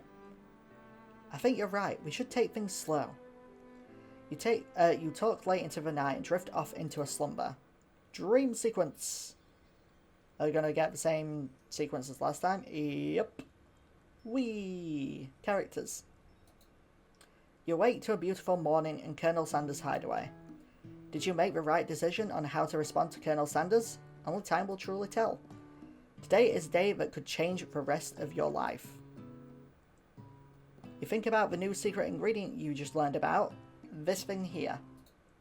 In some jurisdictions, this thing here isn't even illegal. Really?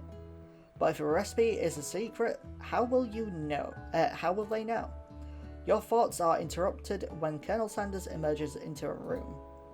He's holding a gorgeously plated breakfast, and your mouth waters at the sight of it. Of it. Okay. Here's a simple breakfast I just whipped up. It's meticulous. We have these biscuit things with what appears to be butter on top, or is it mashed potato? I don't know. And a deep fried chicken drumstick. It takes Colonel Sanders' food and it takes you on a journey. When you return, he's waiting to ask you an important question. So, would you say that we're the perfect match? How presumptuous. My cuisine and your taste buds, that is. Such confidence, such grace. Could he be the world's greatest gift to cookery? Flatter him. Yeah, small hearts. You know, I think we might make a great team. A single tear begins to pool in the corner of his eye as he gazes out the window. And with the right business partner, I know I can't fail. Business partner? Could he be talking to you? It's all happening so quickly. Overcome with emotion and confused by your feelings, you're on the verge of tears, unable to speak. The only answer you can find is to run out the door and get home. There's still one more day of school after all. The University of Cooking School Academy for Learning waits for no one.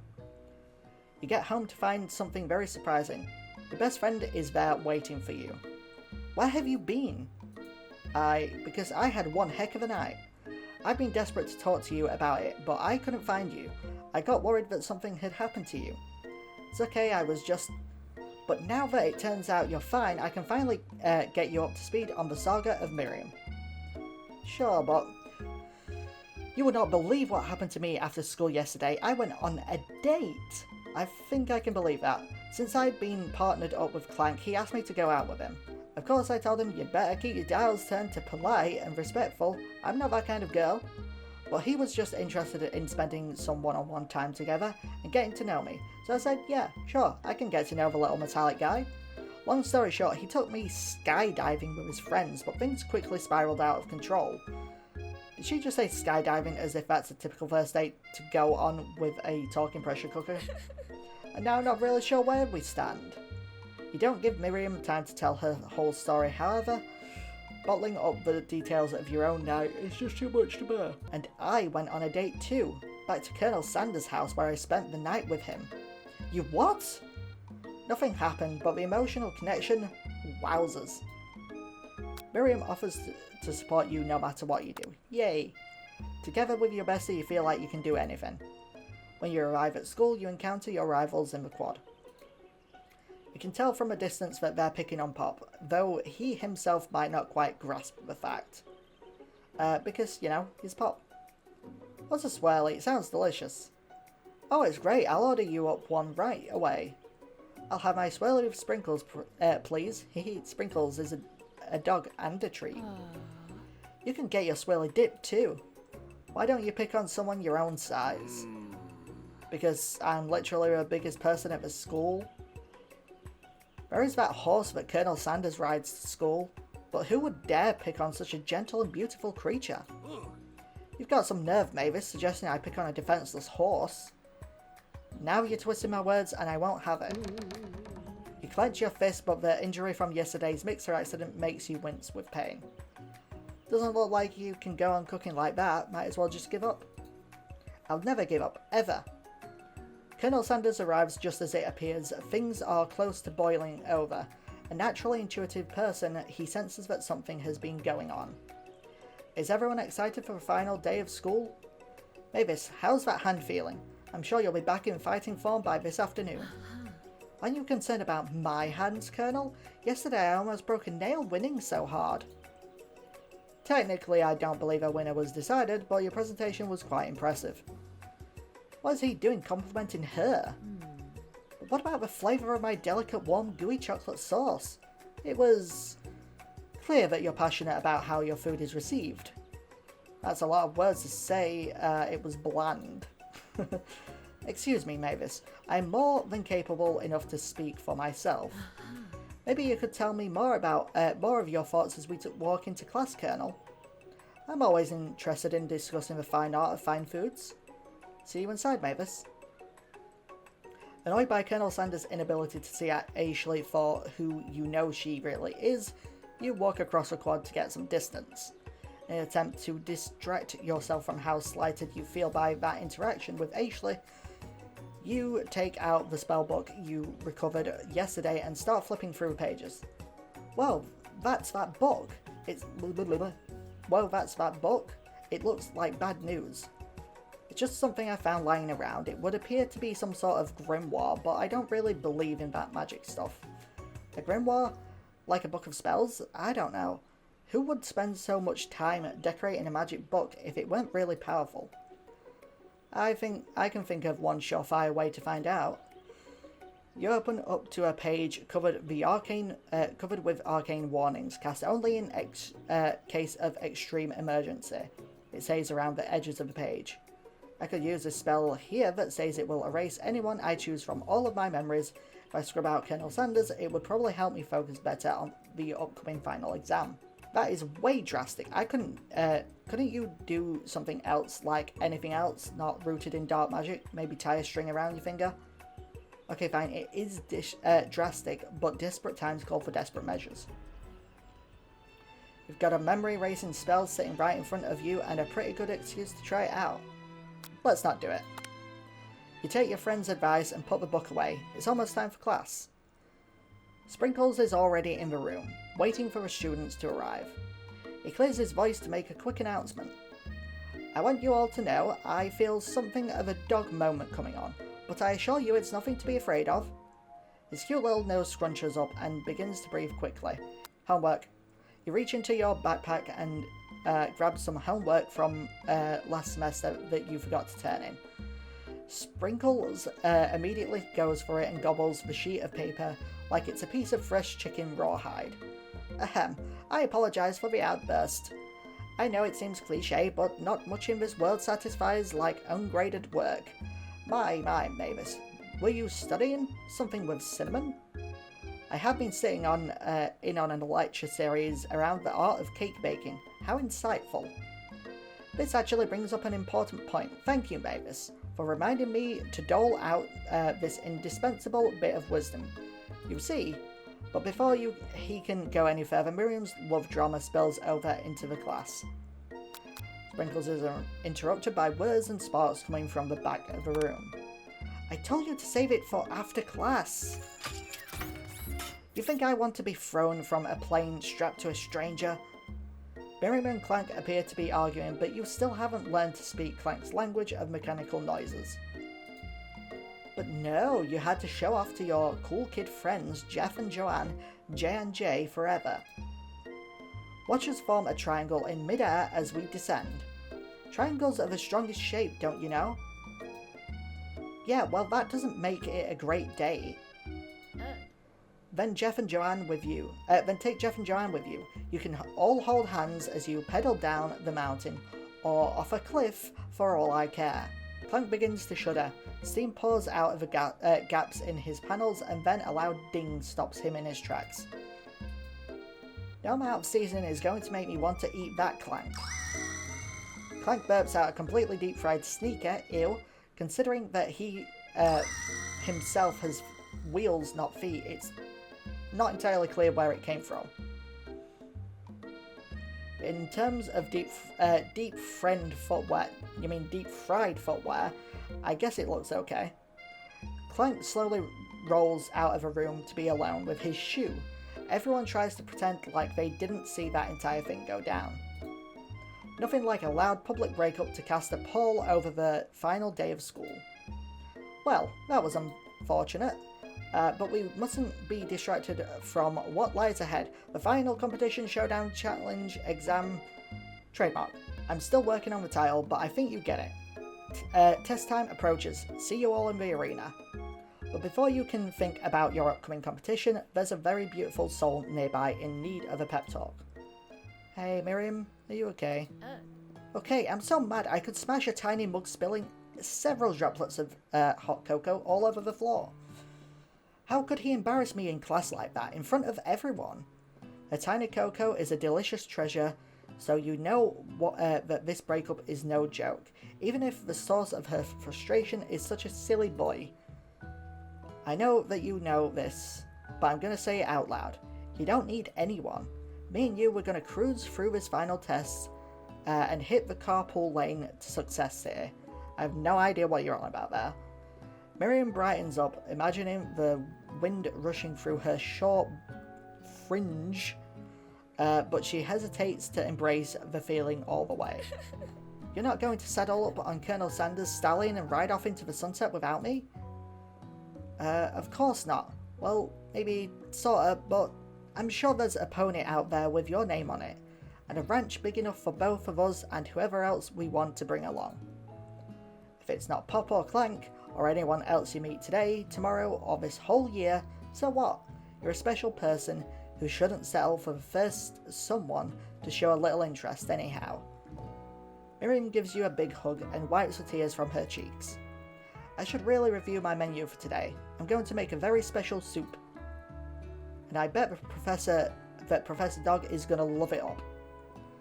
While you were pep talking Miriam, you completely missed lunch, but that's okay because you had a better idea of how to spend the time before your exam.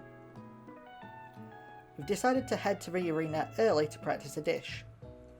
This is it, the location of your final challenge, a test of will, a test of courage, a test of talent, and a chance to beat the pants off of Van Van and the supposed Man and his evil counterpart Ashley. As planned, you begin to run through a quick test of a recipe you've been working on, Mavis' famous chicken pot pie. After practicing for months, making this dish comes second nature to you, and you're able to quickly get a fresh pot pie in the oven. But as soon as you do, your cram session is interrupted by Colonel Sanders and cherry blossoms. Mavis, what are you doing here? There's still time before the exam. Oh, just taking it all in. I'm beginning to visualizing success. I'm looking at my station and picturing victory. The pot pie has begun to bake, and the smell is slowly filling the space around you. Visualizing, huh? That's too bad. I was hoping you were here cooking something delicious. You'd usually happily share your food with anyone who is hungry, but the last time you let Colonel Sanders get in your head, it cost you a cook-off. You decide that it's time to put your cooking above your romantic desires, but that decision gets hard to stick to when the oven timer goes off behind you. Fess up about your practice dish, yes. Okay, you got me. I'm doing a little bit more than visualizing. I know, my nose can smell a pot pie from 400 yards. That's an oddly specific distance, but you'd expect nothing less from such an oddly specific man. You know, it was a pot pie just from the smell. Not just a pot pie, but a chicken pot pie, with an all-butter crust. And my nose is telling me something else. Oh no, is it burning? No, I can smell that it was made with a heaping helping of TLC. But it'll probably start burning any second if you don't pull it out. The moment of truth. Wow. It's the best pot pie I've ever tasted. I've always loved country cooking, and I could eat this all day. There's no time left. The final showdown is about to begin. Sprinkles lays down the ground rules. There are no rules, that is, except to cook with everything you've got.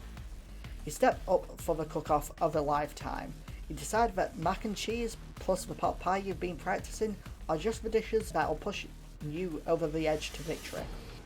Meanwhile, both Van Van and Ashley are prepping wildly elaborate dishes per their usual over-the-top selves. Miriam has her giant magnifying glass and several sets of tweezers. She's definitely prepared to go big going small. Colonel Sanders seems to be harnessing his 11 herbs and spices that he's trying to find a way to improve on something perfect, his original recipe, fried chicken. The intensity in the room starts at a full 10 out of 10 with a frenzy of action.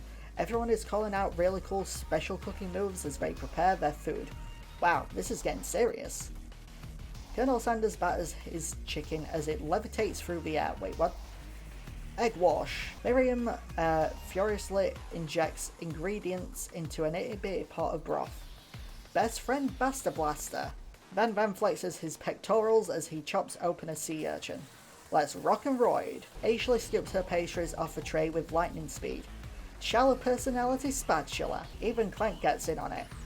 5-dial pressure point chicken cooking technique. Wait, when did Clank learn to speak English? It's the singularity, as was foretold. We mustn't let it happen, or the appliance uprising will take us all. Self-destruct. Van quickly unplugs Clank and rolls him out of the back door of the arena. Yikes, he was about to kill us all. As you frantically prepare your dish, you notice Ashley has her spellbook out. Is she going to use some dark magic to turn the tide? You've got a book of your own, and you're desperate not to see her win another battle. You should take this opportunity to fight magic with magic, even if it's almost certainly evil magic. Now let's do it the hard way. No spells, we don't need magic for this. Who needs magic when you've got passion? Exactly. I'm going to do it the hard way. Colonel Sanders sees that you've chosen to win on your own terms and he gives you a subtle wink from across the room. Yay! I believe in you, Mavis. Miriam notices too. And I've always believed in you, Mavis, since we were little kids, because I'm your best friend forever. You turn to notice that Miriam is at your station cheering for you. Miriam, what about your dish? If you're here cheering, who is cooking? Tiny food, short cook time. I'm actually already done, so I thought I'd help you. Oh, that's sweet, but...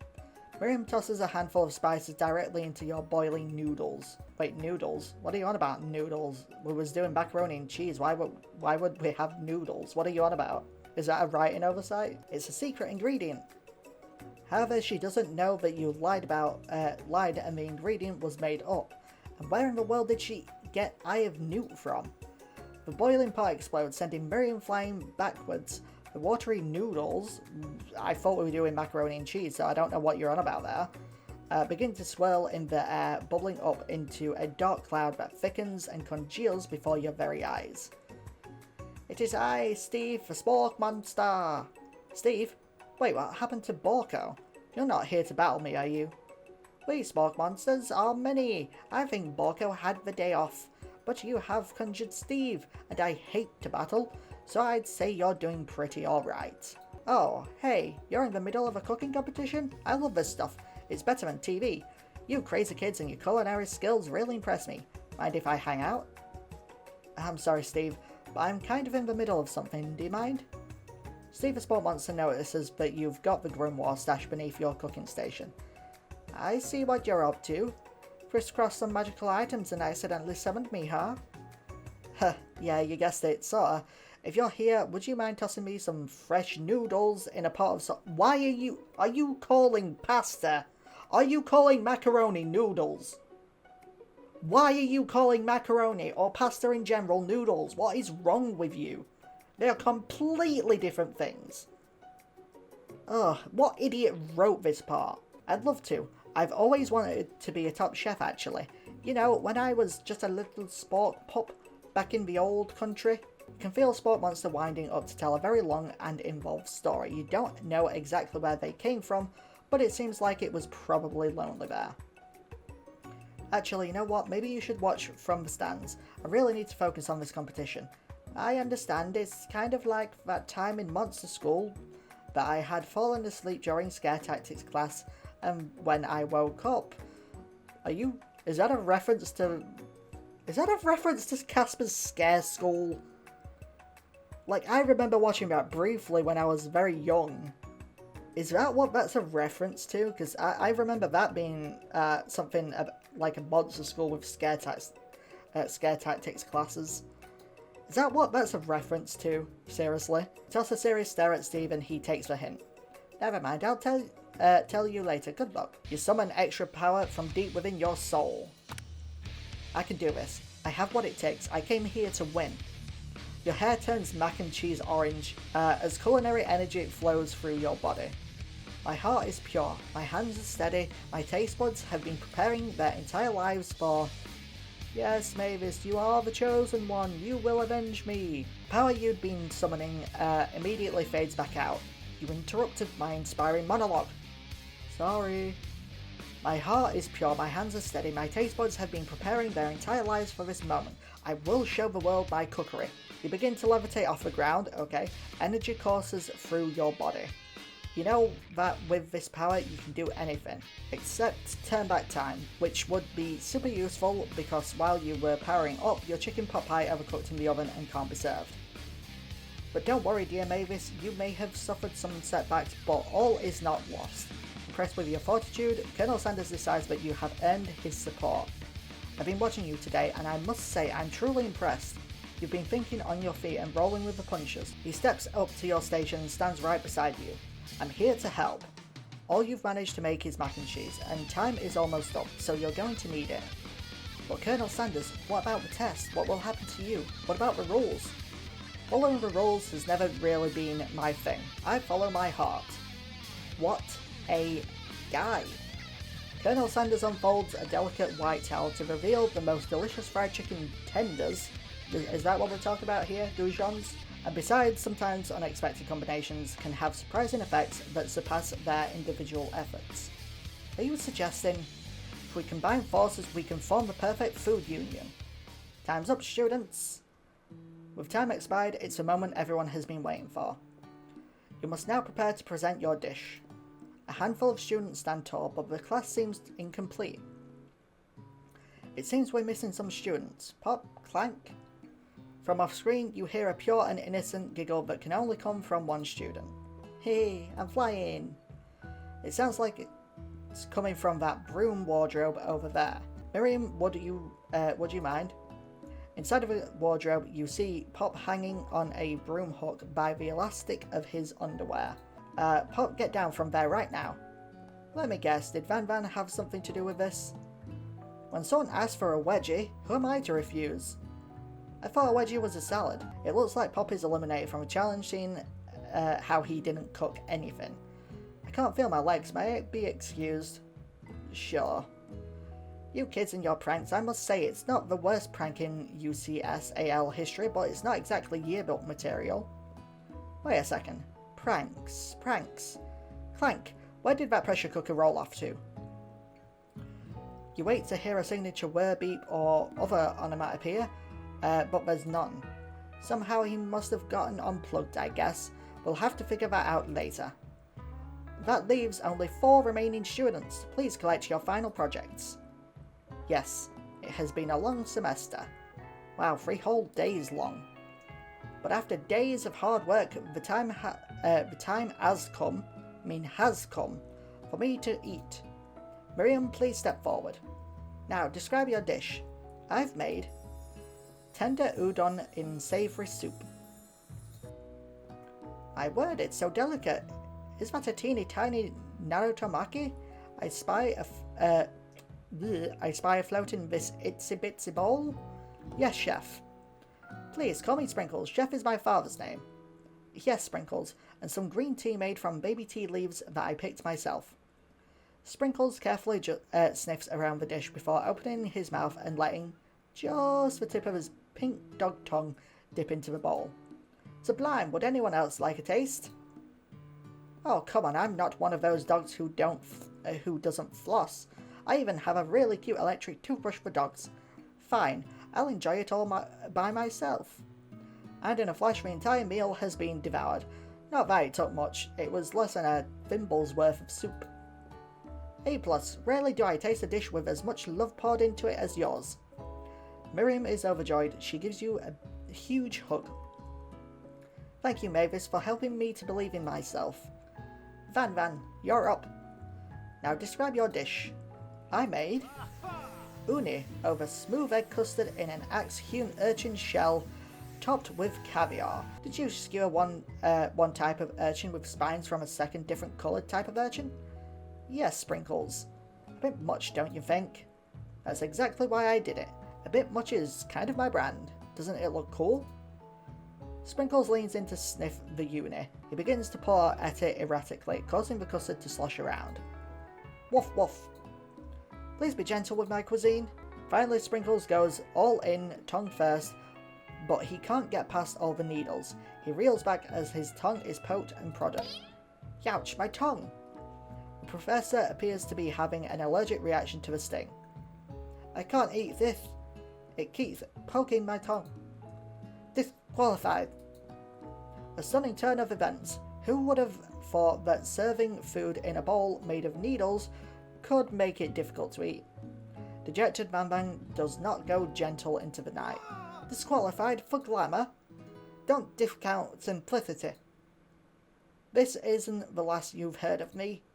Before forcing us to endure his swollen tongue for another moment, Sprinkles graciously laps up a bowl of milk. I know, yeah, I'm a dog and I drink milk, get over it. Sometimes it helps calm my agitated tongue. I mean, my dogs drink milk sometimes. Next student. Ashley, it's time to step up. Now describe your dish. I made orange blossom Turkish delight in a light rosewater syrup topped with French meringue and connected by sugar glass. Indeed, it's quite delightful. However, I'd ask that you please refrain from eating or attempting to taste it in any way. It's very fragile and meant to be a display piece. I hate people who are like this. Don't eat the food? At a cooking school? Got toast in your ears or something, Mavis? I told you, it's a display piece. Ashley, I must say, it is beautiful. However, this is a cooking competition, and at a cooking school... Yeah, which is why I cooked it and did an extremely good job cooking it too. I didn't realise that we were having an eating exam.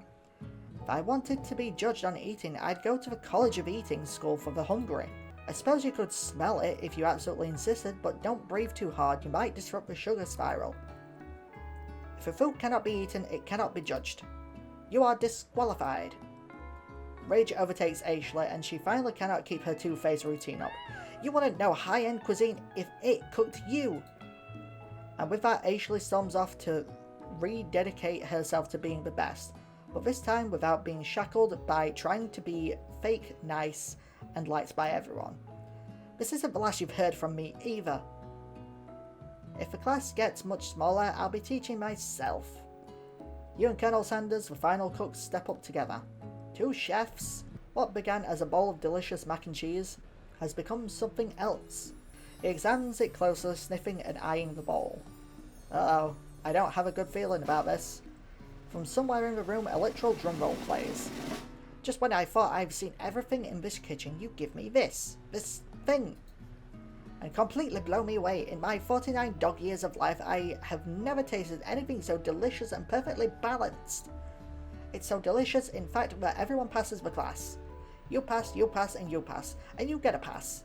Everyone gathers around and partakes of the mac and cheese bowl. They all seem to transcend this reality into another dimension. It's like a magic macaroni and cheese donbody. You win. Together, you and Colonel Sanders have made a new menu item. When they gaze upon your mac and cheese bowl, they admit that you are indeed an excellent chef. Sprinkles declares that you have passed, everyone has passed. There were supposed to be more battles, but come on, how could they be better than this one? Now that the school year is complete and everyone has graduated, the students return for one last assignment, to get their groove on. The cafeteria has been completely redecorated in order to serve as the site of the school's graduation dance. Compared to the massive high-tech cooking arena, the humble decor seems downright cute and cozy. DJ Dog is in the house! You know that Sprinkles was a master chef, but also a well-renowned turntablist? Who says you can't teach an old dog new tricks? Van Van and Ashley tell everyone that they've committed themselves to righting the wrongs they did while they were the villains. For a moment, you actually believe them. Not another haunting. No ghosts allowed at graduation. It's clearly written in the school bylaws. I was never actually a ghost. It was all a trick to get you to finally notice me. Oh, amusing. And now that everyone is together, it's the spork monster. He has totally mellowed out. Everyone, the spork monster is no more. From here out, I'd prefer that everyone refer to me by my new name, Party Monster. Student tries to finish what he had to say, but everyone is too wrapped up talking Party Monster. Dejected, student walks off. Maybe things didn't work out for Miriam romantically, but she found the love in her cooking, and you know she's gonna do great. A red carpet rolls out across the floor of a ballroom. It's like a Hollywood film premiere. Who could command such an entrance? It's Pop. He's arrived late to the dance, but apparently for good reason. Walking the carpet, you see perched atop his dirty chef's hat. A crown? Welcome back, Pop. I know you weren't able to complete the final exam and accept your diploma, but we had it mailed directly to your father. We figured it was the least we could do for the school's dean. Oh, now I get it. And we get a new wing on the school, not to mention the honour of educating the son of the Chancellor of such and such. The music in the dance is interrupted by the sound of sparking and electrical hissing. It's Clank who has arrived late to the dance. Now that I have graduated, I can reveal my truth. Whoa, he's still doing the talking thing. I am Clank, and I am not of this earth. I am actually from a faraway planet in another dimension. I actually feel like I knew this the whole time. Now that I have learned the ways of your kind, I must return. Miriam, will you come with me? I don't know what to say. Besides, no, obviously. I have just begun to learn who I really am. This isn't the time for me to devote my life to figuring out who you are, Clank. You're blown away by Miriam's maturity. It's pretty clear she has managed to surpass you in that regard. I understand. Kind of. Humans are strange. A portal opens up and Clank disappears through it. Finally, Colonel Sanders arrives. Howdy, classmates. Just like the first day you met him, he has come prepared to feed the entire class. However, it's not enough to just give them a bucket of chicken. This time, it's a full meal. Here we go. I didn't get to be the most famous chicken man in the history of chicken and man by not reminding people to go out and buy my chicken. As everyone feasts on their delicious chicken dinner, Colonel Sanders finds you sitting at the edge of the dance floor. Mavis, what are you doing sitting all alone? Oh, you know, just waiting for the right person to ask me to dance. I wonder, might you tell me, what are the qualities that you would expect to find in such a lucky person? Off the top of my head, oh, I don't know, spicy musk, a tidy goatee, and a degree from the University of Cooking School Academy for Learning, just to name a few. It truly is my lucky day. Would you dance with me? Yes, I would love to. As you glide across the dance floor hand in hand with Colonel Sanders, the future stretches out in front of you. And once my 100th franchise is up and running, I'll be ready to take a day off. And I'll be so glad to spend it together with you, Mavis. How sweet. We'll work together and play together. Colonel Sanders stops dead in his tracks. Work together? Well, I think this is something that I'll just need to do by myself. But who will help you run your restaurants? I don't believe I need help. Besides, based on your time at school here, do you really think running restaurants is the best path forward? Could it be you found a love connection but failed to earn Colonel Sanders' respect as a chef? Can you live with only half of him? Will you be able to enjoy sharing him with his other love, the life of an entrepreneur? I suppose I could enroll at pastry school? Oh, my dear Mavis, I'm sure that you'll find your place eventually. And along the way, you'll have me by your side. The end. For real this time, I think. I really hope you enjoyed this game. I really hope you enjoyed this video. And with all this being said, please like and subscribe. It's always free. And I'll see you later.